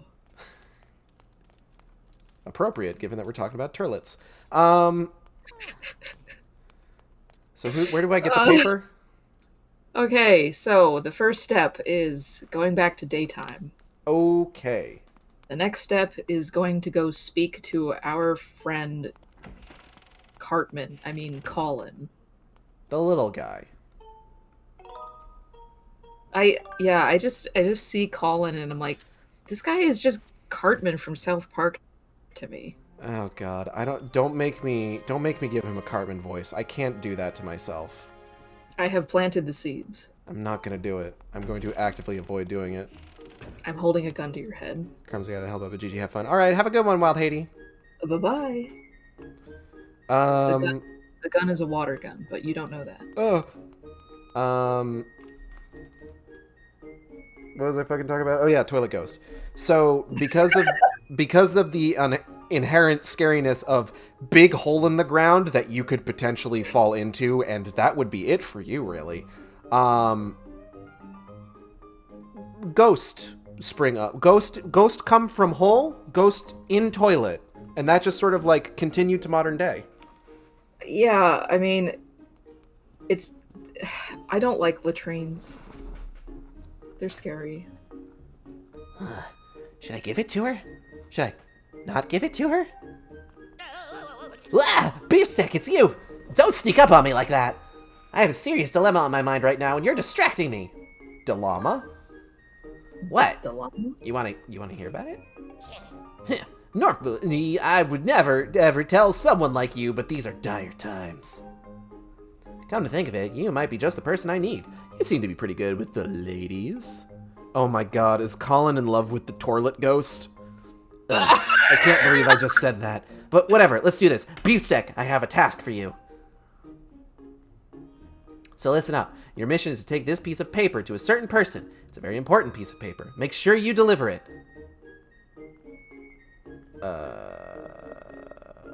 Huh? What's your problem? Why are you looking at the restroom? What? There's someone in the restroom at night who wants paper? You fool! How dare you! This is no ordinary piece of paper. It's a letter! A very special one at that! I put my heart into every word. I guess you could say it's sort of like a... Alright, fine, it's a love letter. And that is why you will not, under any circumstances, ever allow it to be used as toilet paper! Do you hear me? This is so... Yeah. I don't know, this is like... I would never expect something like this to be in a Zelda game, but they did it. I mean, this happens in Majora's Mask, too. Yes, but that's I mean, like you give him, like, a deed, but, like... Oh god. Like, I don't even know if that guy's a ghost or not, or if it's... It's a hand popping out of the toilet. Yeah, but... So, probably a ghost. I mean, I hope it's a ghost hand, because, like, that is terrifying. No, it's the guy from the bottom of the well in Ocarina of Time.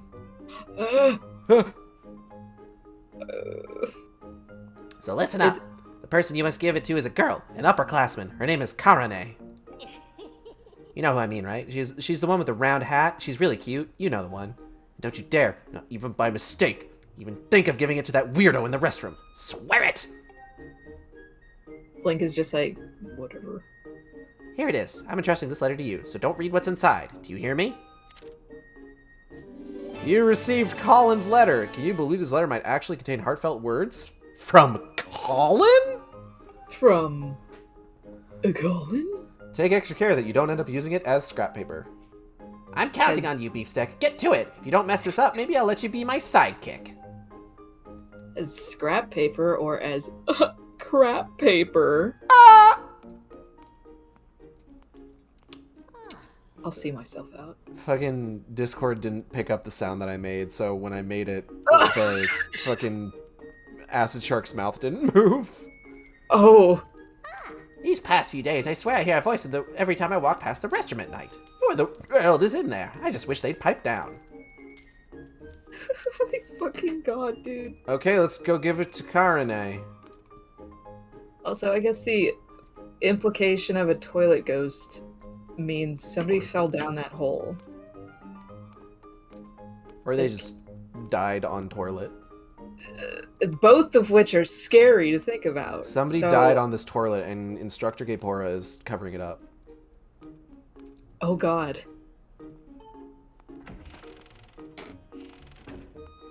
Yeah, legitimately. She's not here. Somebody in the academy died, and they're stuck in the toilet. Do you think Elvis is a toilet ghost? I very much think Elvis is a toilet ghost. How did we get on this topic? The toilet ghosts are spirits of those who got tired of people not properly wiping their ass. Anyway. Okay, we gotta stop talking about toilet ghosts. So if I give this letter to Karane, does that keep me from being able to give it to Toilet Ghost? Yeah. Oh, okay. So what's going to be the best option here?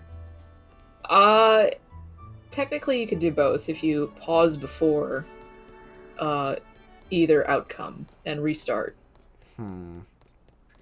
If you wish to see on stream both results. Do they give me the same reward? Yes.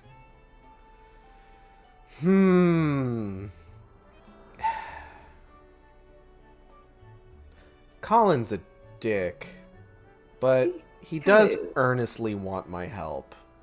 And maybe if he gets a girlfriend, he'll chill the fuck out. Yeah. A girlfriend who's just a hand? But it would be really funny to give his heartfelt love letter to a toilet ghost so it can wipe its spectral ass. So it's difficult to say which is the better outcome here. It really... God, like, of all the side quests, just to get the reward, this is what they came up with. Okay. I'm going to give it to Toilet Ghost and then load my save. And then I'll give it to Karane like he wants me to. All right. I'm gonna be the bigger person, despite the fact that he is one of a trio of people who have, for all intents and purposes, based on what is inferred by the game, been bullying Link for his entire life. I'm going to be the bigger person, and I am going to do what he would like me to do. Very generous. But I am going to go ahead and give it to the Toilet Ghost first, because I think it would be really funny. Good.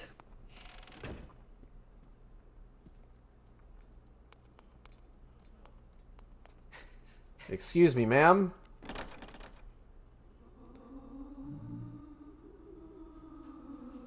Ah, paper. You brought me some paper. I sure did. I'll open the door. Please, come in. Open the door. I'm sorry, come in? Open the door. Open the door. I spoke to somebody at work today who genuinely said open as oopin. And I was just confused the whole time, honestly. I'm just like, oopin? Open. Oopin. Open the door. Okay, Get on the floor. Everybody walk the dinosaur. Dinosaur. The dinosaur. There's no one in here! Ah! Ah! Toilet hand! The toilet hand who's doing the come over here motion. It's actually a very pretty hand. Kind of is. Wait. Don't fall for it.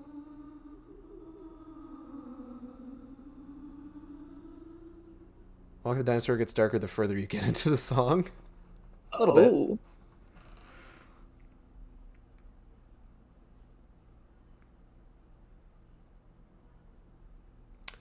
Molly?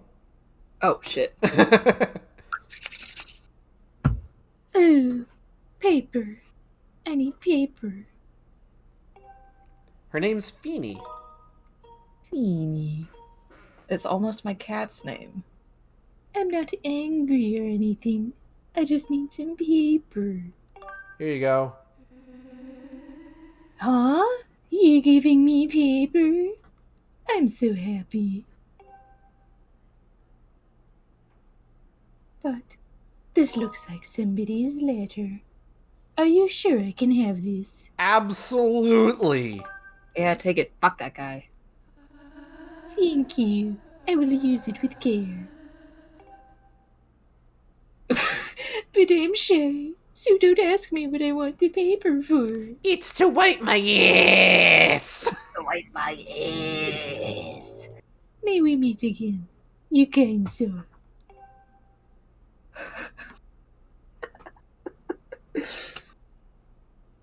Gage.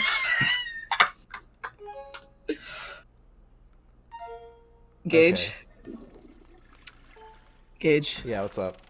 We've reached one more shit % complete. We did it.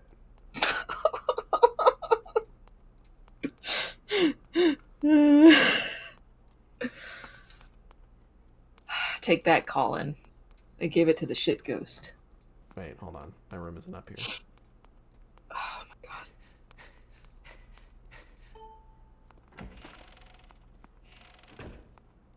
There's like plot that we're supposed to be doing, but instead we're doing Poop Ghost. Exactly. I don't even remember what plot. Give me a second. Okay, so. Oh yeah, the song. Yeah. See? I got it. You got it. Okay, so now who do I talk to complete this quest? Colin, maybe. You talk to Gapora, and then I mean the side quest. side quest. Hey, Beefsteak, did you hand over the letter like I asked? Huh? Sure, I did. Huh? Are you out of your mind? Seriously? You gave it to that creep in the restroom? Really? You gave it to that restroom weirdo? Did I specifically tell you not to give it to the weirdo in the restroom? Seriously, I said it like 5 times. I know I did. You fool! How could you? Anyone who blocks the path of true love deserves to be kicked by a bird. I hate you, Beefsteak. I hate you. Ooh, ah! My fucking god. Look, there he goes. Well, that's a shame. Goodbye. So, wait, now who do I talk to about the... Don't hear that voice in the restroom anymore. Do I have to come back on another night? You come back at night, and if you go into Groose's room, you can see something. I go into like at night. Go into Groose's room. Like go to nighttime and head on into Groose's room. Okay. Phoenix, hello. Do you want to sit with us? Calamity's been hanging out on top of the computer tower this whole time. Yeah. Yeah, Phoenix, I think she's just been taking a nap. She's upset because I didn't have any time to take her outside before hopping on stream tonight. Hi, Phoenix. C'est tragique. Alright, which one is Groose's room? Well, That's later. Colin. That's Fledge. This is Groose. It's Groose. Groose's room. Colin. Oh!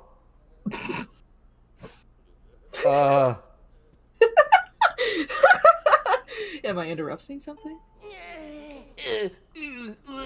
Help! You're the one from the other day. It's good to see you again. Actually, thanks to you, I met my true love. Oh! Yes, him. It all started with that letter that you gave me. Those beautiful words of affection caused me to fall hopelessly in love. Ah, my heart is bursting with thoughts of him. I feel so excited, so cheerful, so full of love. I don't know about that last one, but okay. So stupid. Ew. So what that hand do? That hand to do that. I got 5 gratitude crystals.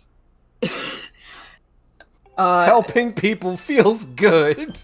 helping people feels good. Ah, my love.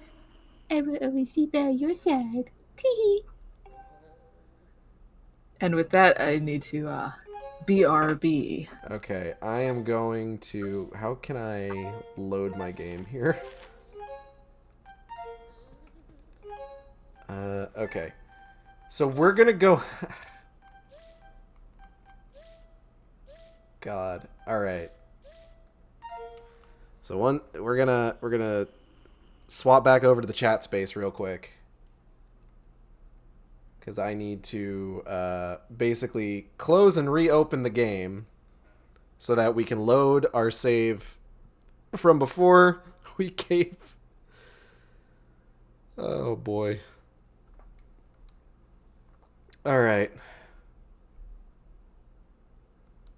I almost feel bad for rolling it back. Like, I feel a little bad. But, again, I did want to go ahead and help Colin out. So now we just... Now we need to find Karine.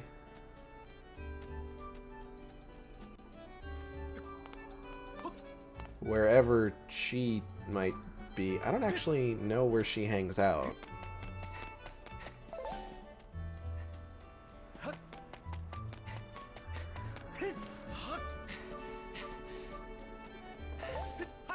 So this might take us a little bit here.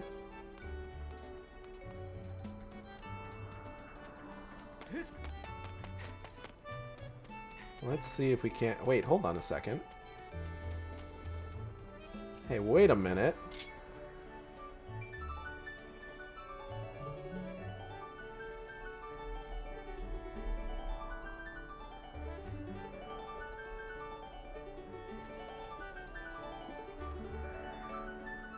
Huh.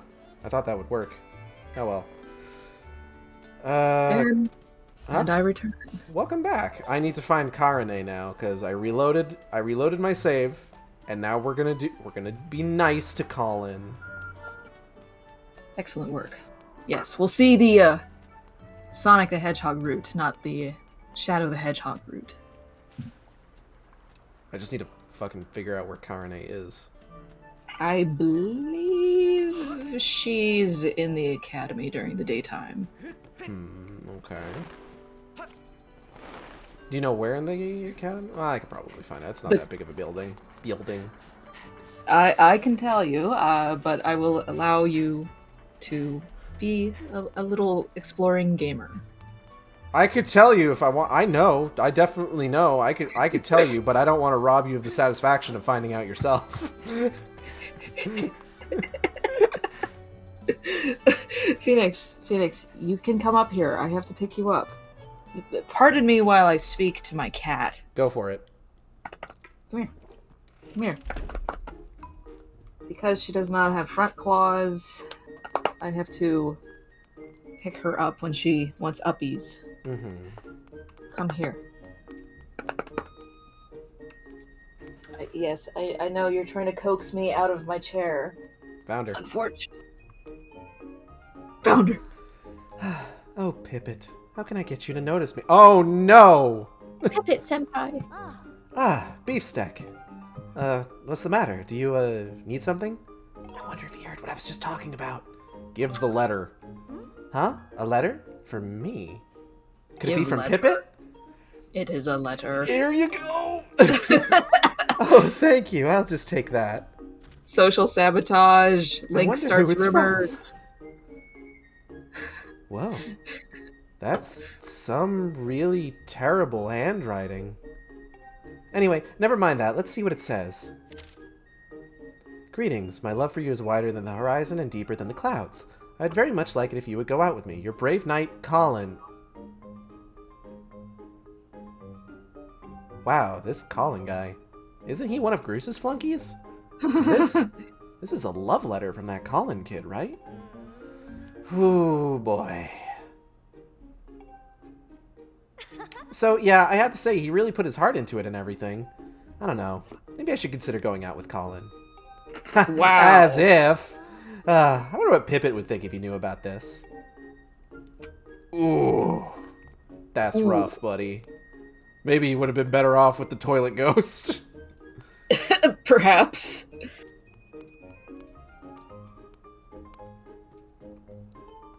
Phoenix. What? You actually did it? You gave the letter to Karine? Oh no. Oh no! What now? What do I do? Maybe I should go see what she thought of the letter. But this is so embarrassing. Yeah, I should definitely go see what she thought of the letter. Do I still have the letter at all? I don't think I do. I don't think so. Did it even appear in the inventory in the first place? Oh, there it is. Colin's letter. Ah, I see. So she was saying, oh, what if Pippet knew about this? So does Pippet have anything to say about this? Let's find out. Maybe he does. Pippet has a bubble over his head. He's got a thought ruin. What's up, Beefstack? Huh? Karine got a love letter. I see. That's interesting. Wow. What do you think she intends to do? Date him. I want Link to just fuck things up. I think she's gonna date him. What? This is a big problem, isn't it? It's not like there's anything going on between me and Karine, you know? We're just friends. So it's not my business who she goes out with. I don't have much to say about it. But you know, I do have a duty to make sure that everyone is living up to the high ideals of our night school, right? I mean, ideal love is unfettered and passionate. Anything less than that can't really be called love at all, you know what I mean? So I should just step in and make sure that she's found a true love that aspires to the highest ideals of our fine educational institution, right? What about me? I have the right to experience an unfettered and passionate love too, don't I? You understand, don't you, Beefstick? I'm not wrong about this, am I? You like her? What? Don't be ridiculous, Beefstick. I don't even understand how you could make such a wild accusation. Well, either way. I like the idea that the only things that Link has said are the things that I've chosen for him to say. So this guy's just fucking going on about all this nonsense with almost no input from me. Exactly. Link just has to listen to everybody else's shit. You know, I gotta give him credit for having the balls to put his name on it. Yeah, good for Colin, honestly. That took some fucking guts. Because it could have just been like anonymous letter minigame. Minigame? Minigame. And then she could have wildly misinterpreted it and thought it was maybe from Pippet, and then that would have been a whole thing in and of itself. Well, either way, I don't suppose you'd mind asking her what her decision is going to be, would you? Yeah, I can do that. God, Colin may have been better off with the toilet ghost. What's up? Phoenix is here with us. Oh. Now. She's half sitting on my lap and also on my desk. Because she knows she's not allowed up here. Of course. Oh no. Oh no. What could be happening here, I wonder? Let's go fuck things up. I want Link to cause problems on purpose. You're the one who sent the letter, right? Yes. It was a wonderful love letter, thank you. It wasn't that great. And, what's your answer? My answer? My answer. Oh, please go out with me! Wait! It's so silly. I think you should go out with me instead. I mean, I want to ask you out. What? Hey, hold on there. What are you trying to pull all of a sudden?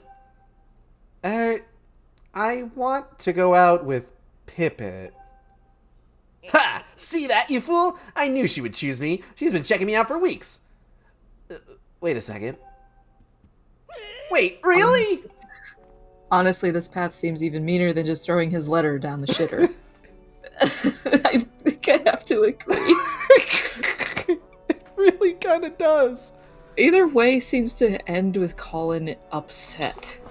But at least in one, he has a cool ghost girlfriend. Doesn't everyone want, like, a goth GF, you know? Dan Aykroyd did.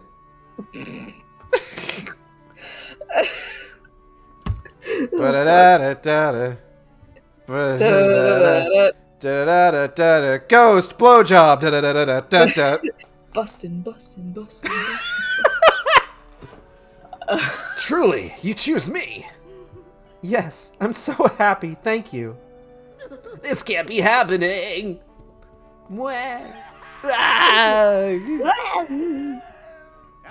Beefstick. When you told me about the letter, it was at that moment that I finally realized. I realized that I love her. I thought to myself, I can't let anyone else take her from me. And she's just standing back like, take me from you. Hold on a minute. Yeah, for real. If you hadn't told me, I might never have even noticed my own feelings for her. I'm so grateful. I don't know how I can ever thank you. You can give me your goopy gratitude stars. I got 5 gratitude crystals. The crystals are feelings of gratitude in crystallized form. Why do you think they, like, appear above somebody's head? We don't question it. You know what? I regret asking that. Helping people feels good, though. I think I can get something new from Batro now. Bad trucks. Bat trucks. Bad trucks. Phoenix, could you please stop eating my chair? They could be better trucks. Please stop. Stop that.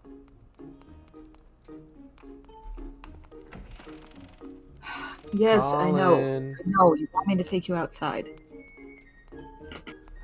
Colin, where are you? Colin, where are you? Colin. I Are think you he's in there. Are you sobbing in Groose's room again? Oh. Yes. He stole his fucking bed. It's over. It's all over. What do you want, Beefsack? Have you come to laugh at me in my miserable state? Just leave me alone. So first, Groose is sobbing in his room, and then Colin comes to Groose's room to cry. It's big. It's a big crying location. It's just the local crying room. This is a room for sad boys and sad boys only. Oh my fucking god. So, hold on. I still technically have the letter. So I wonder if perhaps, maybe, just maybe, let's find out. Let's test that theory on Mythbusters. Groose's room is now called the cuck room. Oh no! No! Please forget about the paper. Goodbye. Oh no. No, Feeny. C'est tragique. That's kind of sad. That's a little sad, yeah. That is. I feel something. Oh well. Let's go talk to Battrucks, and then figure out what the fuck we're supposed to do next, because we've hit the 2-hour mark, and so far we've just been goofing. We've been goofing most of the time. We did get some imprisoned feet pics, but that was about it. Oh. Why'd you have to say it like that? Oh, you know. Fucking. So, I want to confirm to everybody listening that you do not get to see Buzz Lightyear's feet in the film. 0 out of 10. Terrible movie. Yeah, in case anyone was wondering.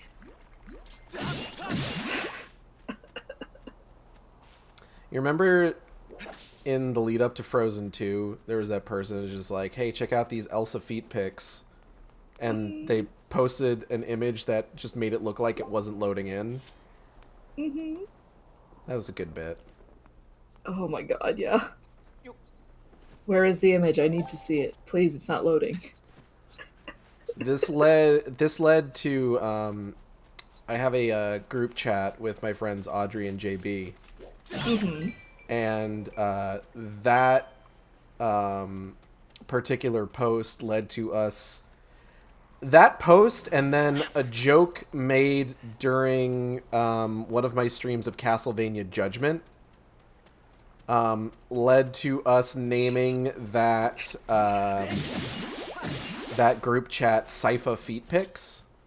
Oh my fucking god. Sypha, of course, as in Sypha Belnades from Castlevania. A relatively minor character in the greater canon outside of being Trevor's wife, but in the anime, or the animated series, being, like, the best character in that show. Hell yeah. Oh, you've gathered quite a lot of gratitude crystals, haven't you? How magnificent! Oh, that's right, the Don Knotts voice. Please take this as a token of this demon's deepest appreciation. Ooh! Big ball sack. Haha. This ball sack can carry up to 1,000 testicles. It was kind of skin colored too. Ew. You have made such a magnificent progress gathering gratitude crystals. Please just continue helping me a bit longer. Oh boy. Oh! Treasure chest! No, I beg you, stop! That chest is not to be opened under any circumstance! There's something unspeakable inside! Then why did you generate it? I want to open it. I said no! That chest contains the infamous evil of the dreaded cursed metal! You carry that metal with you, you'll find more rupees than ever before. You'll even have better chances of discovering treasure. Oh, don't make me say it! Say what? It gets worse, far, far worse. Any poor soul who has that metal will find himself unable to open his pouch. No matter how badly you want to use your potions or shields, they will be denied to you. Can you imagine a more gruesome fate? Hey, hon. Hello. It's Nat. Molly says, it's Nat. It's Molly. It's Nat. I mentioned you earlier. God, what was it about? Feet. No, it wasn't about feet. It was about feet. It was about... I'm not talking about your feet. What? I'm gonna give our daughter some bluebell ice cream. Come on, baby. Come on, baby, I got ice cream. Please push any thought of this chest out of your mind forever. You must never think of it again. Oh, okay. I also forgot what you had mentioned that earlier for as well. Something about lore that she knows. We'll remember it later. We'll remember it later, I'm sure. Yeah. It's not about feet. I promise everyone right now. Was it the bit we were talking about, Professor Layton? No. No. Maybe, but no. It's Natalie. She knows some Professor Layton, let me tell you. Oh my gosh. Me too. Let me tell you, the Professor Layton fandom was real great back in the day. For a second, you sounded like Chill. Like the Burger King foot lettuce guy. Oh, shut up! I let me also tell you, the Professor Layton fandom. I do have a little fun fact about the fandom. Oh yeah. So one prominent artist from back then who went by PTPS. Mm-hmm. Because it stood for Pito Pishi. I later on learned that they were then brought on as an artist for the official Gravity Falls short stories graphic novel. Ooh. Which I was in complete shock to learn that, because I didn't know that they moved on to Gravity Falls. Well, that's neat. Yeah, because PTPS's art is very good. Nice, nice. Good for them. Yeah. Yeah.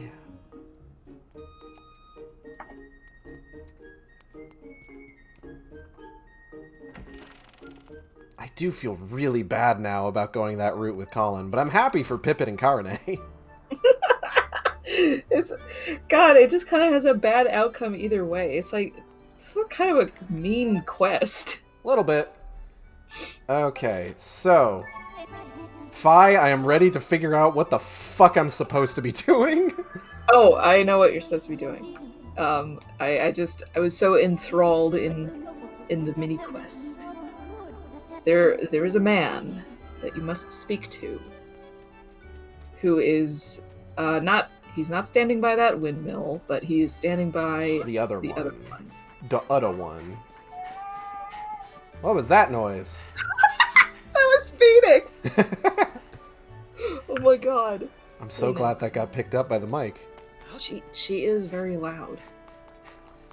Phoenix, I know. After the stream, we're gonna go outside and you're gonna be able to chase fireflies. And it's gonna be a lot of fun. She heard that my cats were getting Bluebell ice cream, and she's just like, what the fuck? I want ice cream. She does like ice cream. Hey, man. Thank you. What the fuck? Thank you so much for tracking down Kukio, Beefsteak. It's such a gorgeous day today, too. On a day like today, there's nothing I love more than to head over to the Lumpy Pumpy for a sip of soup. Of course, my wife asked me to fix the cupboard, so I'm not going anywhere. You know, my wife. The story of my life. I'm like, to get this guy's voice, I'm like making that face that like Joey Wheeler makes in Yu-Gi-Oh! Sometimes. You know the one. Yeah. Okay. What's up, Beefsteak? So you're curious about that windmill, eh? Pretty smart design, I gotta say. See, you can turn the windmill so that it can always catch the wind no matter which way is blowing. I'm putting a lot of tongue into this too. But, well, there used to be this little propeller attached to the windmill so that you could turn it. The thing flew off ages ago. It must have dropped somewhere around the edge, down beneath the clouds. This is reminding me of a voice that I've been doing in a stream with a couple of friends while we play Monster Prom. Oh. I need to give the stream a second because my internet connection is apparently acting up a little bit. How dare it? Not a fan. Not a fan. We're dropping frames. Dropping frames, and I No. don't like that. They're falling all over the fucking place. I tripped and fell, and all these frames spilled out of my pocket. No. Like spaghetti. Ah! Top tier Vine. I'm going to go ahead and check Twitter in the meantime. What's going on over on Twitter? Oh. I suppose while we are waiting for your internet to stop hiccuping, I could demo this voice my friends seem to enjoy. So in Monster Prom, there's like a character that was recently added or something, and he's like a fuckboy chud, and he's a kappa, and he's like misogynistic and stuff. And I was just like, what's the worst possible voice that I can do for this guy? Is he a kappa because he's like frat boy style? I guess it's just because like it's all monster characters. I know, but like kappa sounds like is kappa a Greek letter? Yeah. I wonder if that's the connection. I don't know what the Greek letter is though.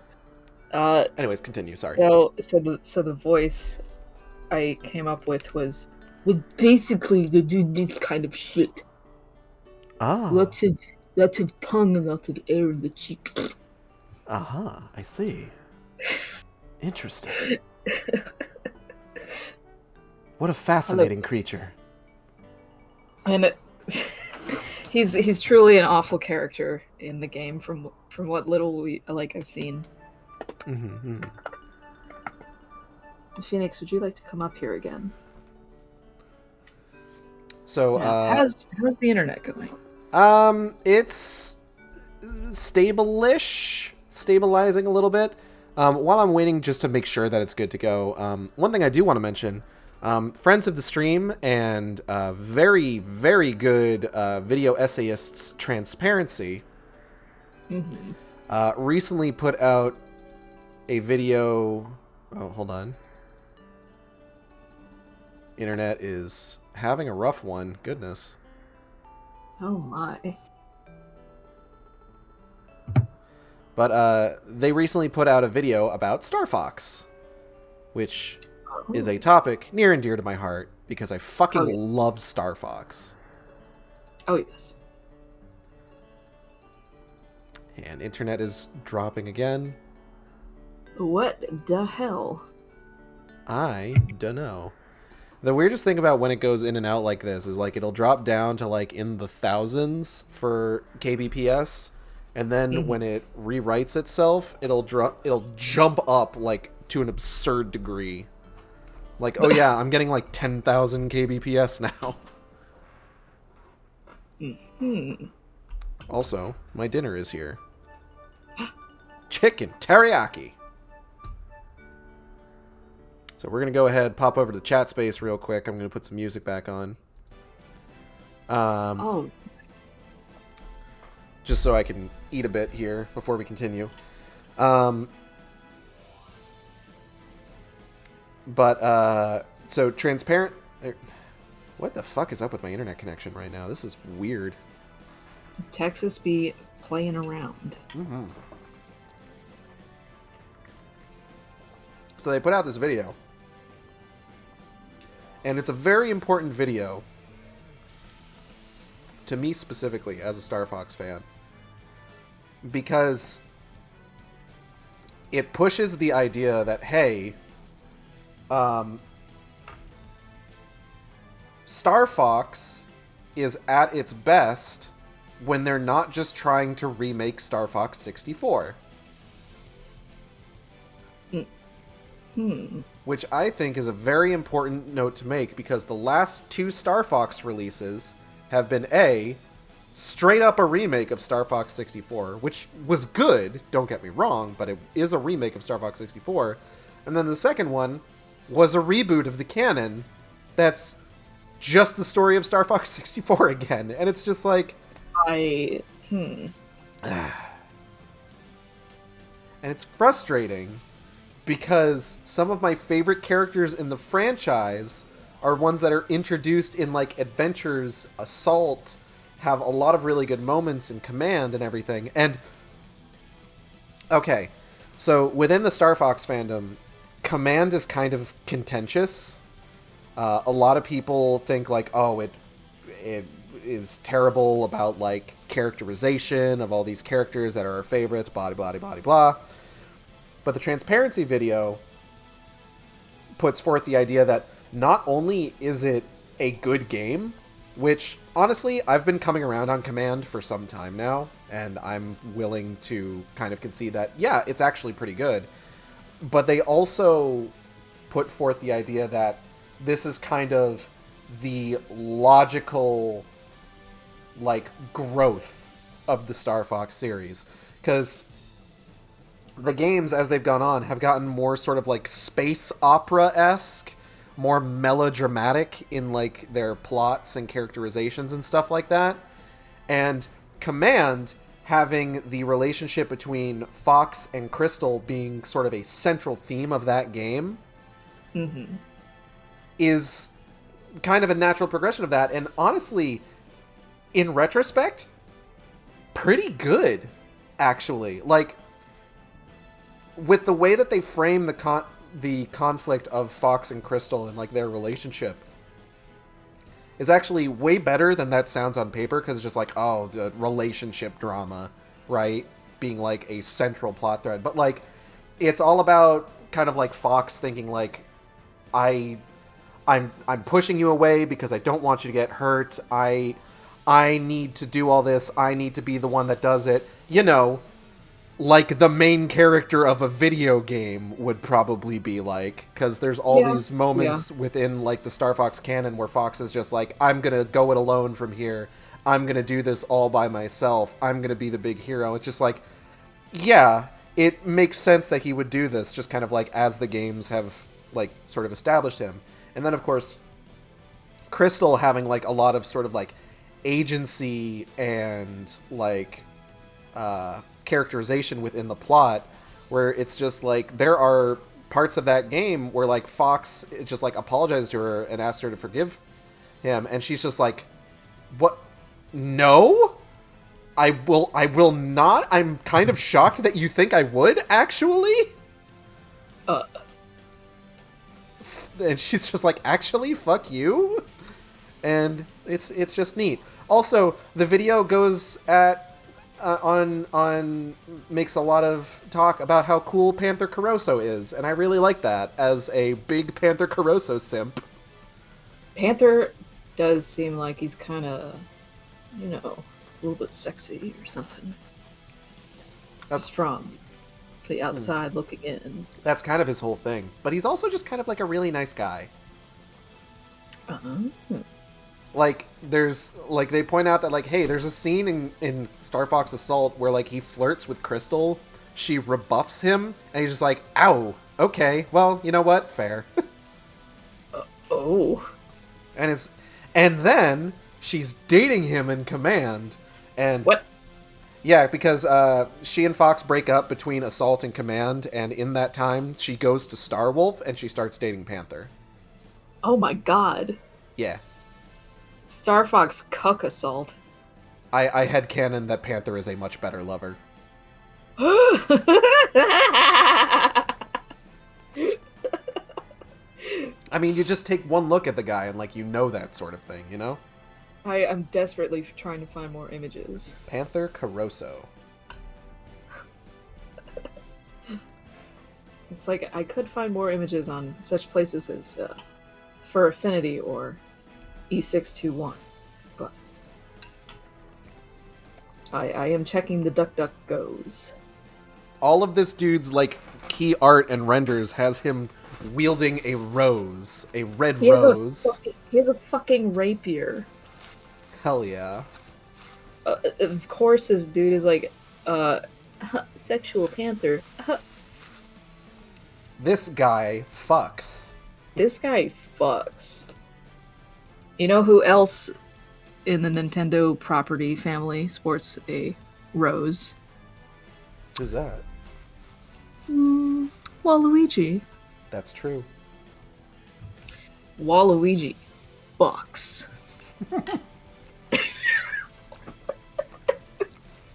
God, I had a mouthful of chicken. You can't do that to me.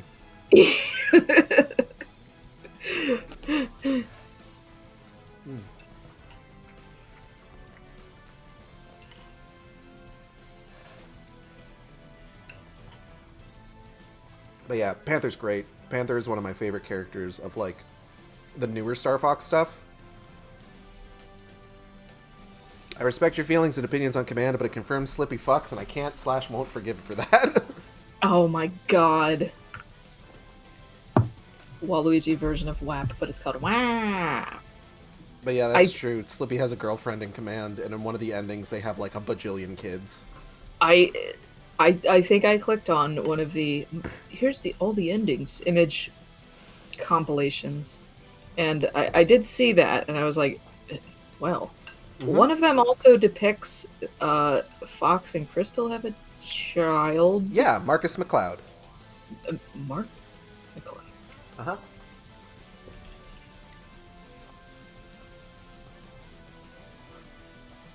It's a lot like Gadget and Zipper, huh, Gage? Stop. Nope. You stop right now. It's not like that. Not at all. I would say that Command is better in that regard. Way fucking better. I don't even know about the game, and I'm gonna agree. I'm gonna play it eventually, but I need to play Assault first. No, I'm just saying, as compared to that film, anything is better. Also, one of the greatest things about the transparency video is that they put forth the idea that in Star Fox Assault, the core of that game's, like, themes and, like, emotional beats and everything is Starwolf, which I'm just like, hell yeah. Fucking yeah, love it. I am also a huge Wolf O'Donnell simp. Alright, I gotta fucking... We gotta get back to the game. Because Happy Pride Month. Happy Pride Month, everybody. Starwolf is a polycule. Okay, The windmill's been uselessly sitting there ever since. Here we go. because my internet has normalized. I highly suggest you retrieve the windmill propeller from the land below to reorient the windmill.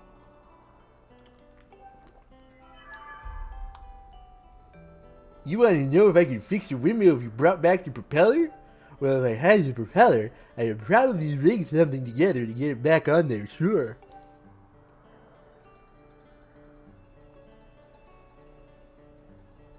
Well, how would you even go looking for the propeller in the first place? Once something falls through the clouds, it's gone for good. I will have you know that it isn't. Hang on. Come to think of it, Gondo is a scrap shop told me that someone in his family once used a flying robot to haul a junk back from beneath the clouds. I'm gonna burp. Excuse me. Goodness. Excellent. We're talking about a tale that's been passed down over a lot of years, so I wouldn't put much stock in it. Alright. Ugh.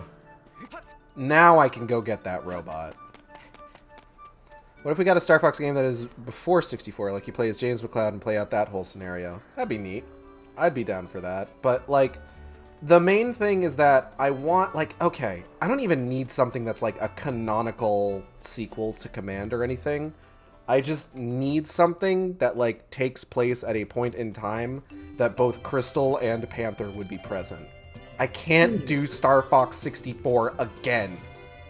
Stop it. Stop it, Nintendo. It's not what I want. It's not what anyone wants at this point.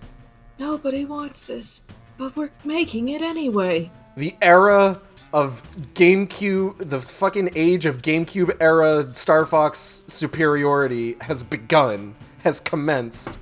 Those are the best ones. Anyone who disagrees is incorrect, objectively. Alright, what was I talking about? Oh, yeah.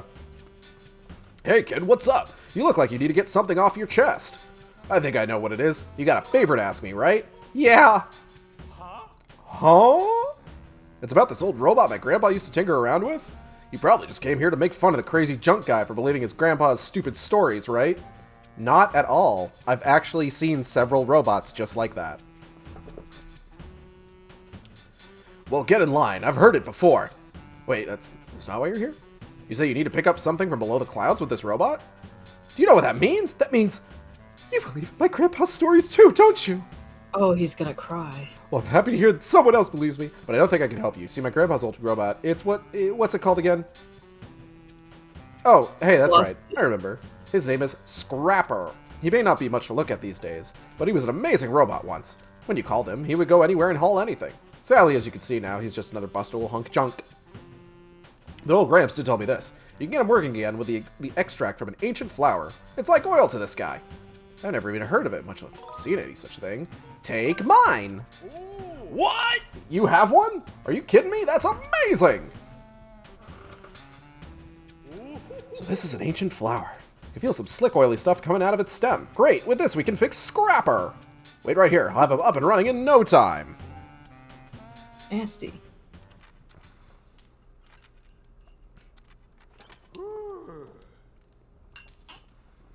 Yeah, there you go.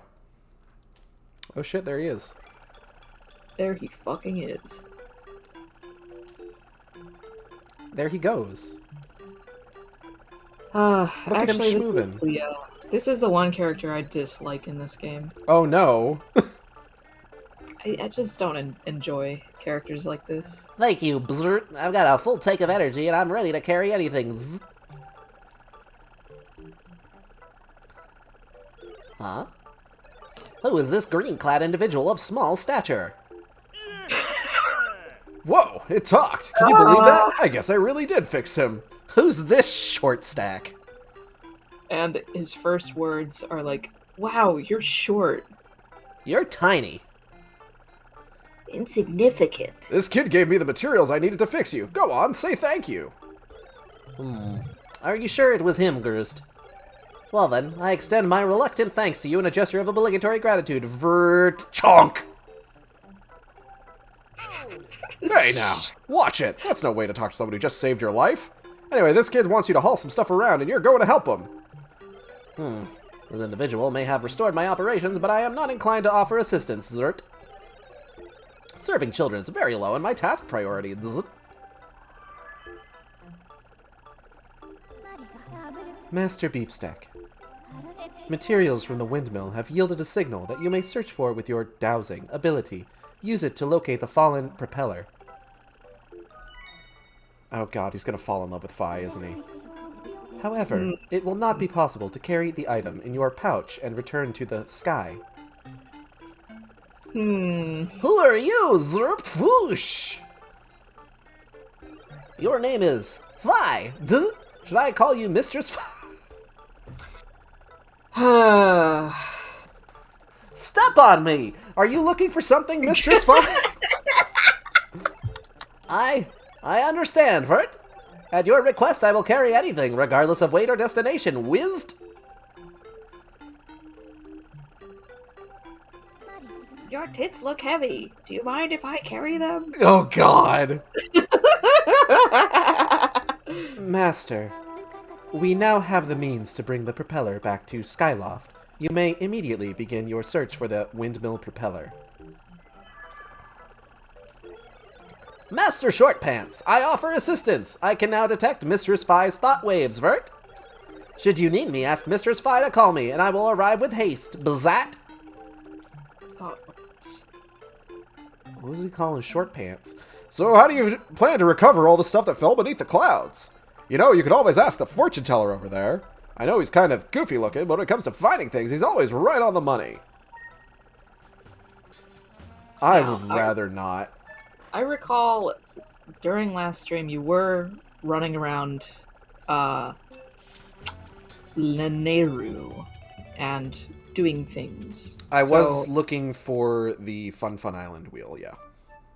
Yes. Oh wait. Yeah, exactly. I'm thinking of a completely different quest. So you're Elden. Volcano! Bomp. It's so fucking funny to do that.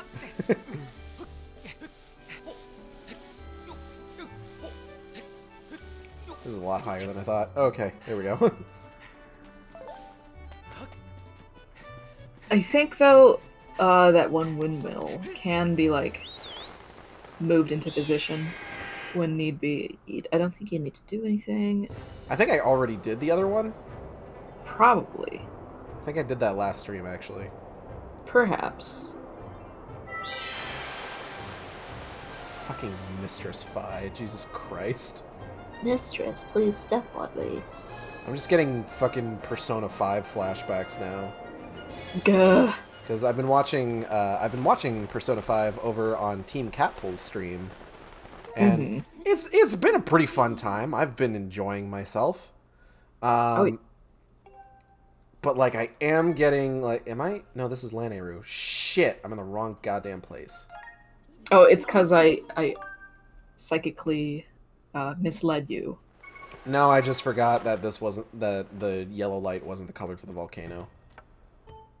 But also maybe you psychically Volcanoes misled aren't me. yellow. I may have psychically misled you by influence. It's entirely possible. But yeah, no, I've been watching it. I've been enjoying it. Like, you know, it's fine. They just got to a part. They just did Futaba's Palace. And there's been some like really interesting uses of like the game's kind of central concept. Like before, it was just like, oh, we're going to force a change of heart for these people who are just all really awful people. And then of course you've got Futaba, who's just like, hey, I want you to change my heart because like I genuinely don't. If you don't, I will genuinely never have the like personal fortitude to like face the world. It's just like that's an interesting use of that concept and a cool wrinkle in the formula that has been presented in the game so far. So I thought that was neat. It is a little weird how the little cat dude is constantly simping for like one of the main female characters. Like, hey man, let's chillax a little bit, maybe. Yeah, it's like there was that milfy teacher right there. Or the doctor, for that matter. Yeah, she was pretty. She was pretty.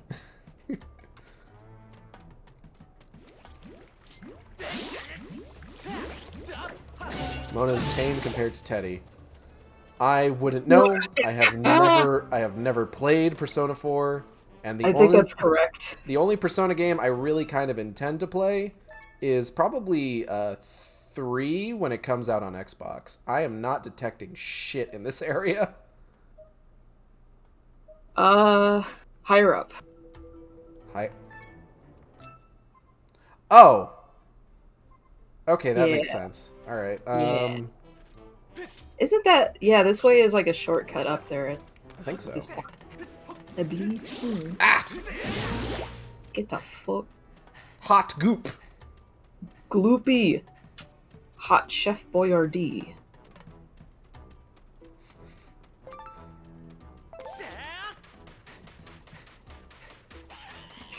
Just the red chews are just made out of just spaghetti sauce. Fuck. Alright. Delicious.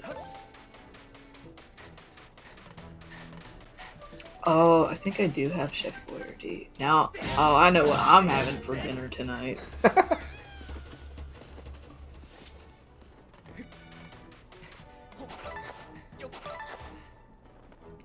I need to clean out my keyboard at some point because I accidentally spilled one of my Arizona green teas on it.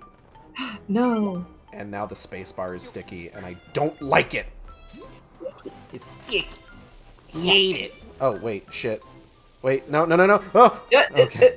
Yay. It's fine. It's fine. It's fine. We're fine. It's It okay. just somehow automatically goes out as soon as you put it in your pocket.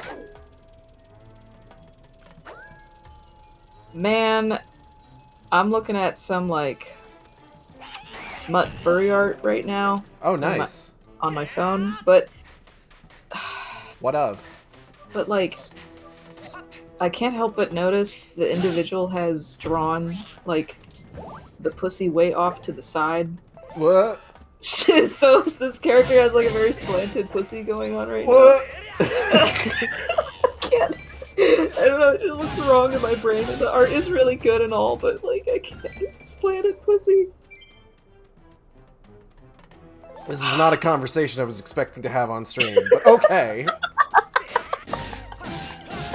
This is where we're at now. Yeah.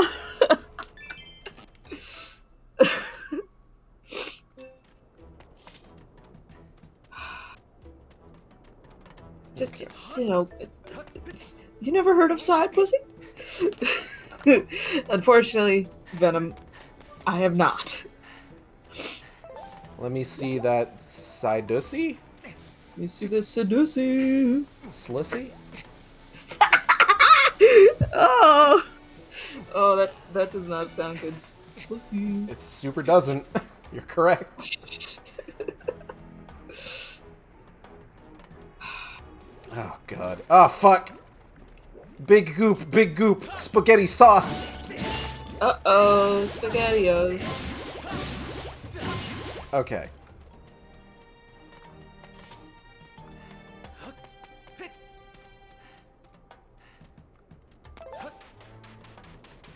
There we go. Beans. Okay. We're throwing big meatballs at you. Is this just Spaghetti Land now? We did it. We found Hyrulean Italy. Hittily. Italy. With like a Y. Hytally.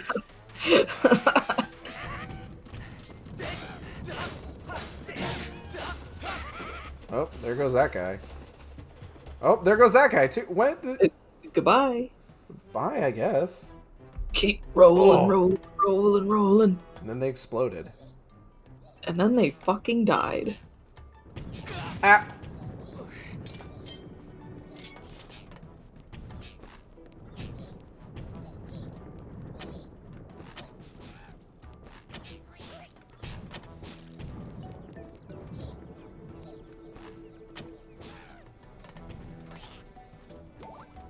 Yeah, what are you gonna do, buddy? What are you gonna do? He's trying. Jesus Christ, he is trying. What is he gonna do? Actually. This is funny. Sir? He needs like the fucking running sound effect from Hanna-Barbera.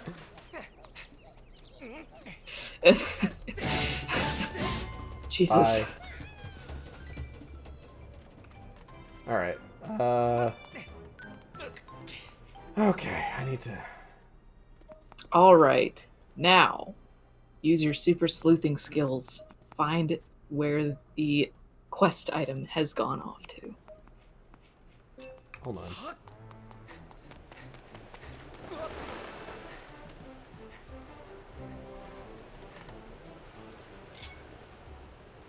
Butterflies. Bada bing. Bada boop. Boing! Thanks for the rock. I've heard some of the goddess cubes unlock all sorts of treasure when they fly up into the sky. Some even hold a piece of heart. Cool. Thanks, man. Oh. Oh, okay. Hold on. Ow. Wait a second. What is that?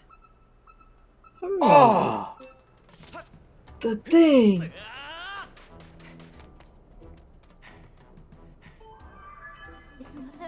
This is the windmill propeller you were searching for. It is now possible to retrieve this using the robot whose services we have enlisted. Would you like me to call the robot? The robot simp we have acquired. I will send word to the robot using telepathic transmission, Master. Yeah, Mr. Spy is calling me. There he go. Here he come. Spit in my mouth burst. Anyway, Mr. Spy, I hope you weren't waiting long. Bzzzt. So, Zurpt, you want me to carry this? Hey, Master Short Pants, you're in my way here, Zurpt. I said get out of the way, Vert. I'll be waiting for you up in the sky, so don't take too long, Vert. There he fucking goes. Goodbye. Bye-bye. Master, I suggest that we also return to the sky and collect the propeller as soon as possible. Good plan! And I know just the way to do it.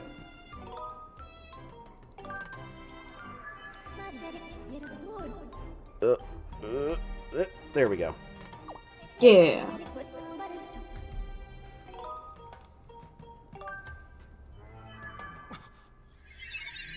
And away we go! Whoop, whoop, whoop, whoop, whoop.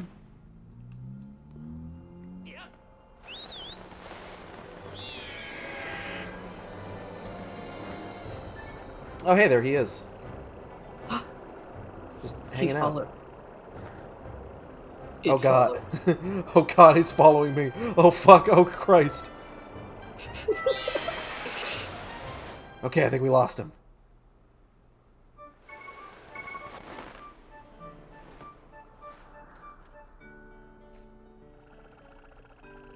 Oh shit, he got here with me. Oh no. Here's that windmill propeller, zazzed. If you need me, Zerboosh Clang, feel free to call. For Mistress Fi, I will travel to any destination, Kurdizd. But not for you, you can go fuck yourself. I'll do anything for Fi. Oh no. Bro, isn't that the breed of old robot from Ganjo's place? Wait just a second. Is that? It is! That's the windmill propeller! That thing was supposed to have fallen down below the clouds. Are you saying that whole story handed down to Ganjo's family was actually true? Somehow I get the feeling this is also an elaborate prank, but I guess I'll try to fix this thing.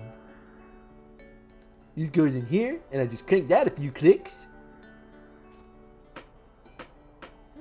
Phew! That ought to do it. If you can find some way to spin the propeller, you can probably turn the windmill around.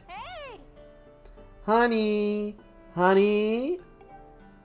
Oh no, I think I might have promised my wife I'd fix our cupboard. I swear that woman's always looking for somebody. My wife, you know. See you around, Beefsteak. Guy from the beginning of Resident Evil 2 voice. Sounds like my wife. And then he got ate by a zombie. Goodbye.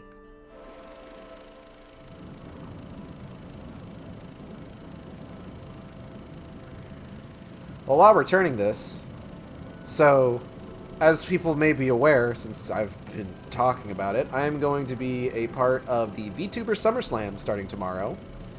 I've got a bunch of cool stuff planned for it. Games, as you could probably guess. Video games. Video games, even. What time of day will you be? online. I'm going to be streaming all fucking day.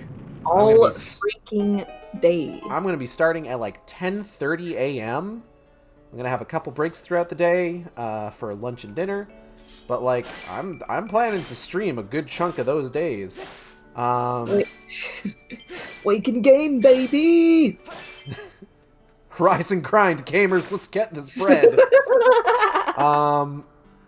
But to start with, I'm going to be playing Shadow the Hedgehog tomorrow.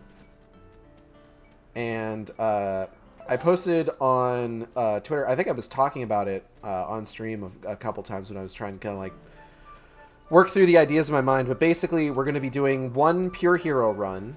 And then we are going to be doing runs that like people can vote on what direction they want the run to go in. You have to donate $5 to vote. I didn't want to set it too high, but because I didn't want to discourage people from donating. Right. Conversely, I on don't the think $5 is like out of the question. yeah, on Friday, Natalie will be on with me, and we're going to be playing various Halo games. So far, it's just Halo Reach and Halo 1 we have planned, but time permitting, we may end up moving on to Halo 2. Halo 1, we're on like the last few levels of Halo Reach, I checked. Because we're going to be... We streamed that game like 2 years ago. This is like in the before times, pre-pandemic. And so it's been a hot minute since we've played Halo Reach on stream. But we're going to be continuing from where we left off there, and then moving on to Halo 1. And it'll be a fun time. But I don't think Halo 1 is going to like take up too much time. But we're gonna have a donation incentive there, unless you indulge in the donation incentive, where we will randomly add a modifier to the game using the in-game skulls, and some of those can make the game incredibly difficult. Like the one where you don't recharge your shields unless you melee an enemy, or the one that removes your weapon and HUD from view, so you can't... Oh my god. Or, perhaps, the one where, oh god, there's some fucking wacky ones. There's one where, like, weapon pickups have, like, half as much ammo in them. There's one where, like, enemies drop and throw grenades more often. There's one where if one person dies in a co-op game, you get sent back to the most recent checkpoint. No matter if, like, one of you is still alive. So, if you want to make the game a little bit more interesting for us, you can donate $25 and we will add a random skull modifier to the next level. And then on Saturday I'm going to be doing Resident Evil games. I'm going to be starting with Resident Evil 3, which has some lovely art that was done by Molly for the thumbnail. At last. Yeah. Hello, Usus Servaday. I made the Sidussi joke already. I'm sorry. Sidussi! And then I'm going to be moving on, because I'm assuming I'm probably going to finish Resident Evil 3 pretty quickly. It's not a very long game. But it is freaking sweet. It is pretty freaking sweet. And then we're going to be moving on to Code Veronica, which is a game, which is probably the only Resident Evil game I'm playing in like the series that I haven't already beaten once or twice. Let's sound the goddess song beneath the light's radiance. Unto her chosen hero shall fall a piercing ray of guidance. Okay.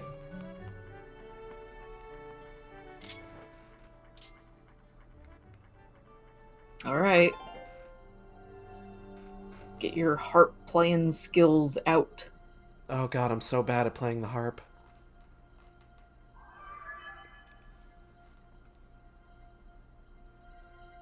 Oh shit.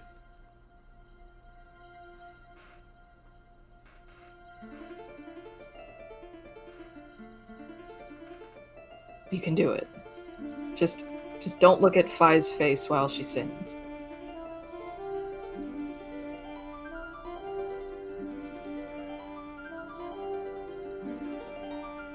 Oh no, I looked at Fi's face while she sings. No! Oh, it's so funny. It's so... They could have animated something for this. Like, more than just screaming silently. Midna got more animation for her voice. Yeah, for real. Use the Cervidae has it right. She's just like, ah! That was actually really well timed with the game.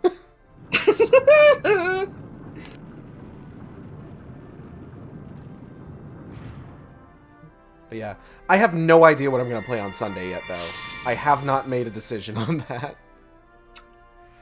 A scary game. I could do a scary game, potentially. A puppet combo game, maybe. I would need to look into that. That's... What is that game? Nun Massacre? That one has a really loud, in particular, like spook scare. I would probably suggest against that one, although it is a Okay. good one. Yeah, I'm not sure. I took a look through some games I've played previously on stream, but were played back before like I had like a really decent setup. So it's been a hot minute since I played some of them, but I don't know. I just don't know. I haven't figured anything out. I hope I figure something out by Sunday. What about Sonic Riders? I could play Sonic Riders. You could play Sonic I Riders. do have Sonic Riders It's for the GameCube. oh my god, I did play that one so much. Like I mean, I really like racing games. I'm not like an individual who goes out of their way to get like each Need for Speed or FIFA or whatever the fuck it is that's the new car game. Mm-hmm. Wait, FIFA is the soccer FIFA's a one. soccer game. Son of a bitch. You're thinking of Forza, I think. Yes, I'm thinking of Forza because they just release another one every year. Mm-hmm. Well, they release at least one a generation. And I mean, like, car games are like the thing that you release when you really want to show off how powerful your console is. Yeah, it's really just like a fluff piece type video game. That being said, people really like car game. I like Vigilante 8, and I like the one where you race a bunch of VW bugs for the N64. There was a racing game that was made by, I want to say, like, Disney Interactive before it was shut down called Split Second. Mm-hmm. And it's pretty fucking good, actually. The way that I like to describe it is imagine you were playing Mario Kart and every weapon you got was a blue shell. Like, I like a good racing game if it's like fun. Oh yeah, I remember Vigilante 8. I remember renting that a lot. I think there was a More than one person in this room remembers that game? I think there was a recent edition of Vigilante 8 or something, like a sequel. I say recently, but it was probably like 2010. Vigilante 9. Let's see. Burnout is pretty good. I like racing games that have like a fictional element to it. Mm-hmm. Like F-Zero for the GameCube is such a bizarre fucking entry Right. into the F-Zero series. Because F-Zero is super good, but GameCube F-Zero is... Gage, I don't know if you've ever taken a minute to like see all the ending cutscenes for all the characters. I've seen the Doc Stewart one. Yes, and they're all kind of very bizarre and weird CGI. Some of them aren't even CGI. Some of them appear to have been like unfinished upon release, and they're like some kind of 2D animation Mm-hmm. that may have been like a placeholder, but then they released the game anyway. Well, you know, sometimes you got it. I would highly suggest to watch all the ending cutscenes. You will have a good time. I will keep that in mind for sure. But With Split Second, the entire thing is that, like, you're racing through these locales, and there's, like, movie stunt shit set up along the tracks. So, like, one of my favorite ones is in one of the first tracks that you do. If you manage to build up enough, like fucking stunt power by, like, you know, getting air, drifting, drafting behind opponents, things like that. Mm-hmm. You can activate a scenario where the first thing that you can do is you can activate a scenario where a flight control tower explodes and falls over, cutting off where you would normally race along the track, and it opens an entirely different, like, route for the track. And then on that new route, you can have a plane fly out of the sky and crash into the runway, just destroying your opponents behind you. Oh my god. It's fucking I think nuts. I remember this. All right, I gotta read this dialogue because we've been going for about 3 hours, and Yeah. among other things, we need to actually make sure something happens. We've done quite a bit, to be fair, but Yeah, you fought a boss. Master, there is a high probability that this beam of light will lead us to clues as to the whereabouts of the three flames. I recommend that you investigate what lies at the end of this beam of light. I can do that. 12 times. Ow. Okay, I just popped onto backlogged.com where I use it to log video games I've heard of and enjoy.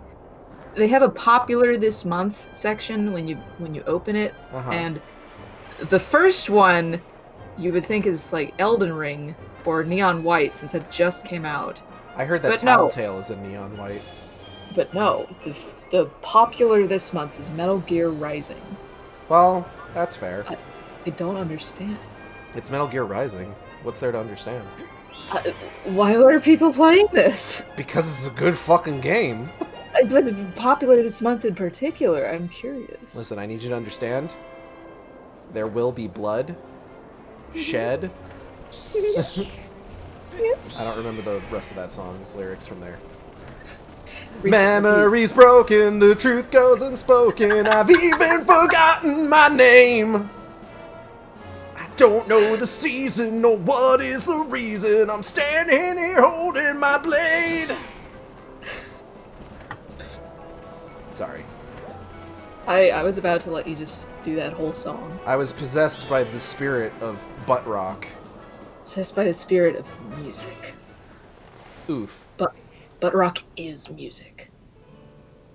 And I will hear nothing else. Never said it wasn't. Master Beefsteak, I have memories of this island. It is known as the Isle of Songs. Its signs indicate that it was left here for you by the Goddess Master. However, I am unable to determine a means of entering the structure ahead. I suggest you investigate the area. I feel a puzzle coming on. This reminds me of a puzzle. Tap everywhere for a Picarot. Rotate the center pedestal to complete the bridge that allows you to step to the great tower on the Isle of Songs. Seems easy enough.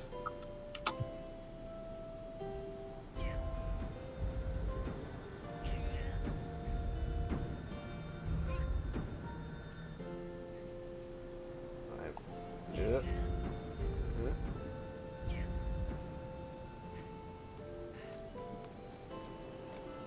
Huh. Okay.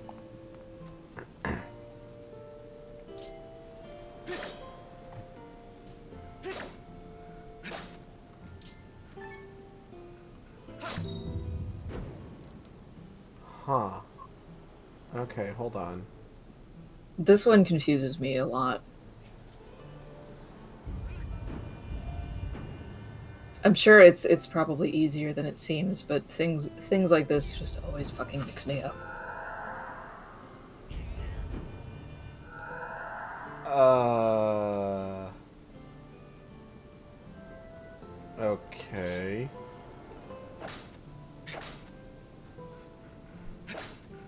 fucking...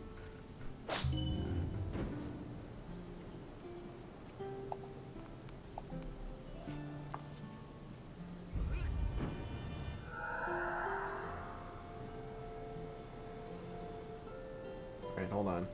I might have something here. Mm-hmm.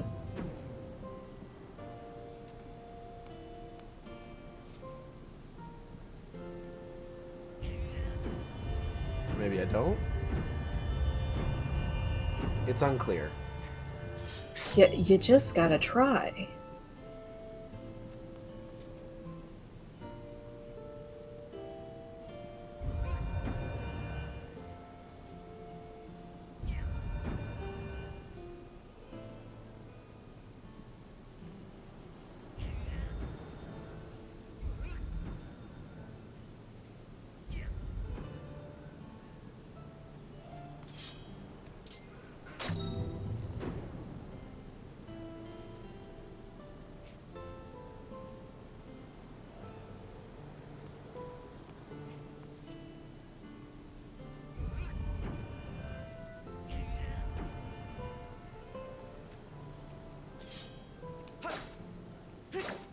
Hold on. Mm-hmm. Fucking piece of shit. Ah, hit my mic. So sorry. It's okay. It's okay. As if I made the controls. I'm so sorry. Alright, I have an idea. Yes.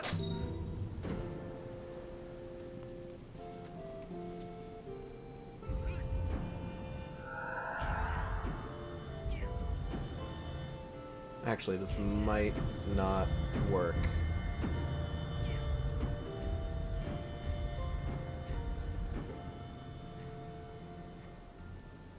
Parts of it might work.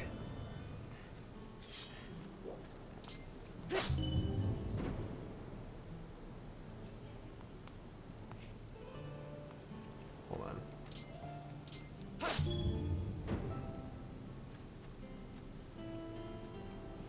Okay, I got it.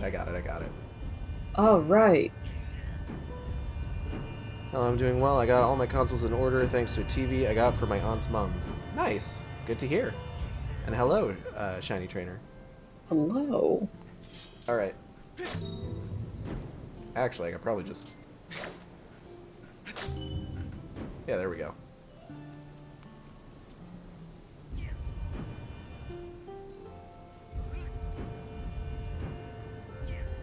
Da-da-da-da-da-da-da!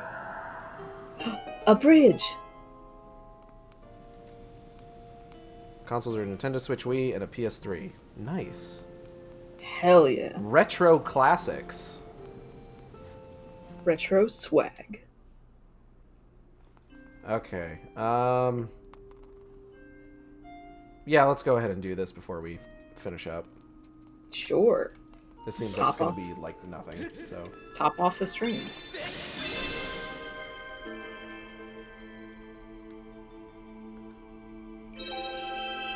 Poing! Bring. I did it. That's very funny. The little puppet mouth. What is that animation style called? The early 2000s, like puppet mouth parody flashes. I don't know. Yeah, I know it has a name, but I can never remember it. But that's what that reminds me of. Rip. Master Beefsteak, I have important information. When you struck the crest with a skyward strike from your sword, a message from the goddess awakened deep within my memory. The goddess intended this message for you, Master. These are her words. He who seeks the sacred flames, listen well, for I guide you from my place at the edge of time. This is a very funny pose. I could just leave her like this. You could. We could I just won't. end the stream on this. The sacred flames are 3 in number. To obtain them, you must also earn relics known as the 3 sacred gifts. Good. For each trial you overcome, you shall be blessed with one of the gifts. Make use of the power of these gifts, and you will find your way to the purifying sacred flames. We have good news for you. We are at the part where Fi dances. She be dancing. Now I bestow unto you a melody. It will serve you as a key, opening the first trial that awaits you deep in the wilds of Faron Woods. Venom, if we don't let Fi dance every now and then, she's going to overload. It's true.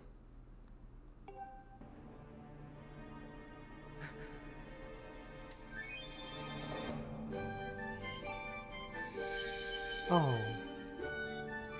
Oh, there she goes! That's delightful.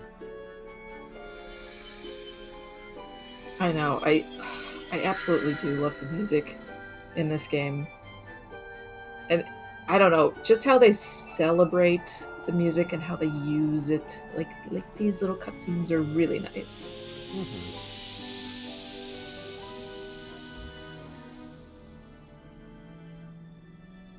Wow. That song is called Feror's Courage. Its rousing melody will guide you. You learned Feror's Courage! Is Feror? Ferore? I don't actually know.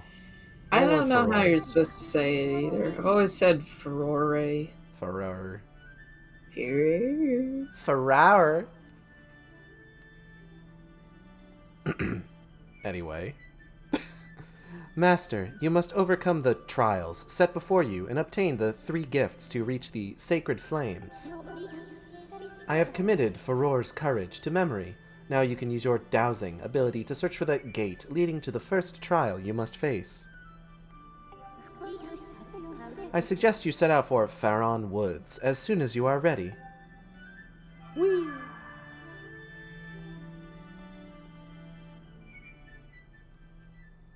The adventure continues. Hooray.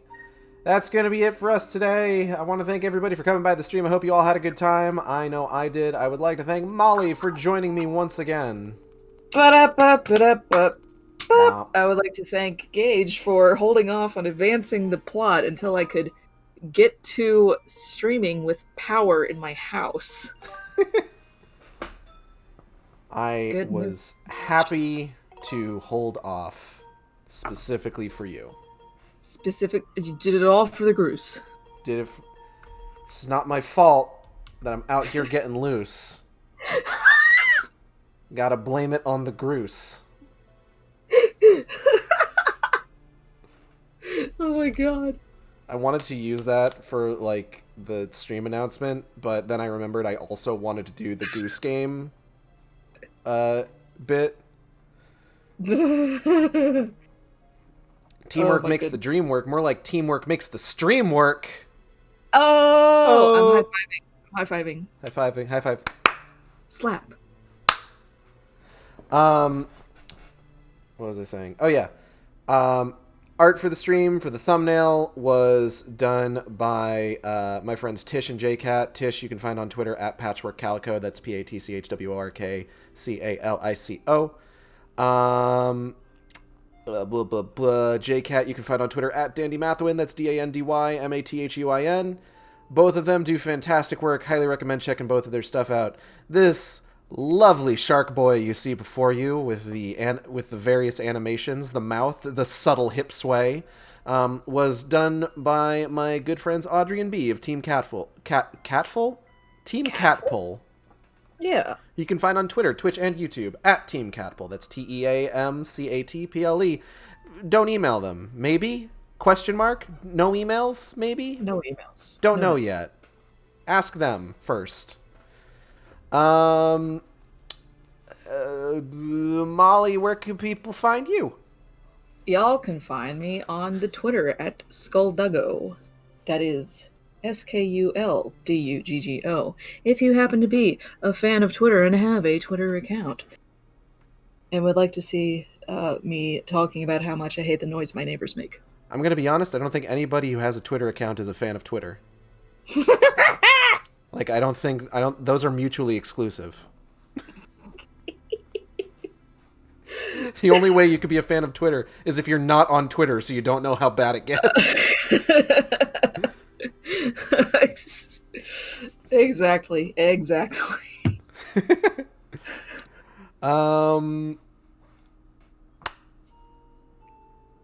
Upcoming streams. I kind of talked about it already, but again, VTuber SummerSlam this week. So, be sure to tune in tomorrow, Friday, Saturday, Sunday. We're fucking going for it. It's going to be 10:30 to 12:30, and then I think 2 to 5:30, and then like 7 onward for however long I go before I get too tired to want to be able to do it. Before I get too tired to exist, really. Tomorrow, Shadow the Hedgehog. Friday, Halo games. Saturday, Resident Evil games. Sunday, I don't know yet. I don't know what we're going to be doing on Sunday. I've got things ready for streaming. Like, fuck, I've got all of the thumbnails for, like, various Dead Space games all ready and raring to go. So, like, I don't know, maybe I'll do something on Sunday. Maybe we can make it a survival horror Saturday and then a survival horror Sunday. I'm not playing Dragon's Dogma. I have Dragon's Dogma. I'm not going to play it because I'm not good at those kinds of games. I'm sorry. I don't know why I keep buying Souls-likes. Dragons and Dogmas. I don't know why I keep buying Souls-likes. I'm not good at them. I just really like their aesthetics. Well, as they say in the industry, get good. I vehemently refuse to get good.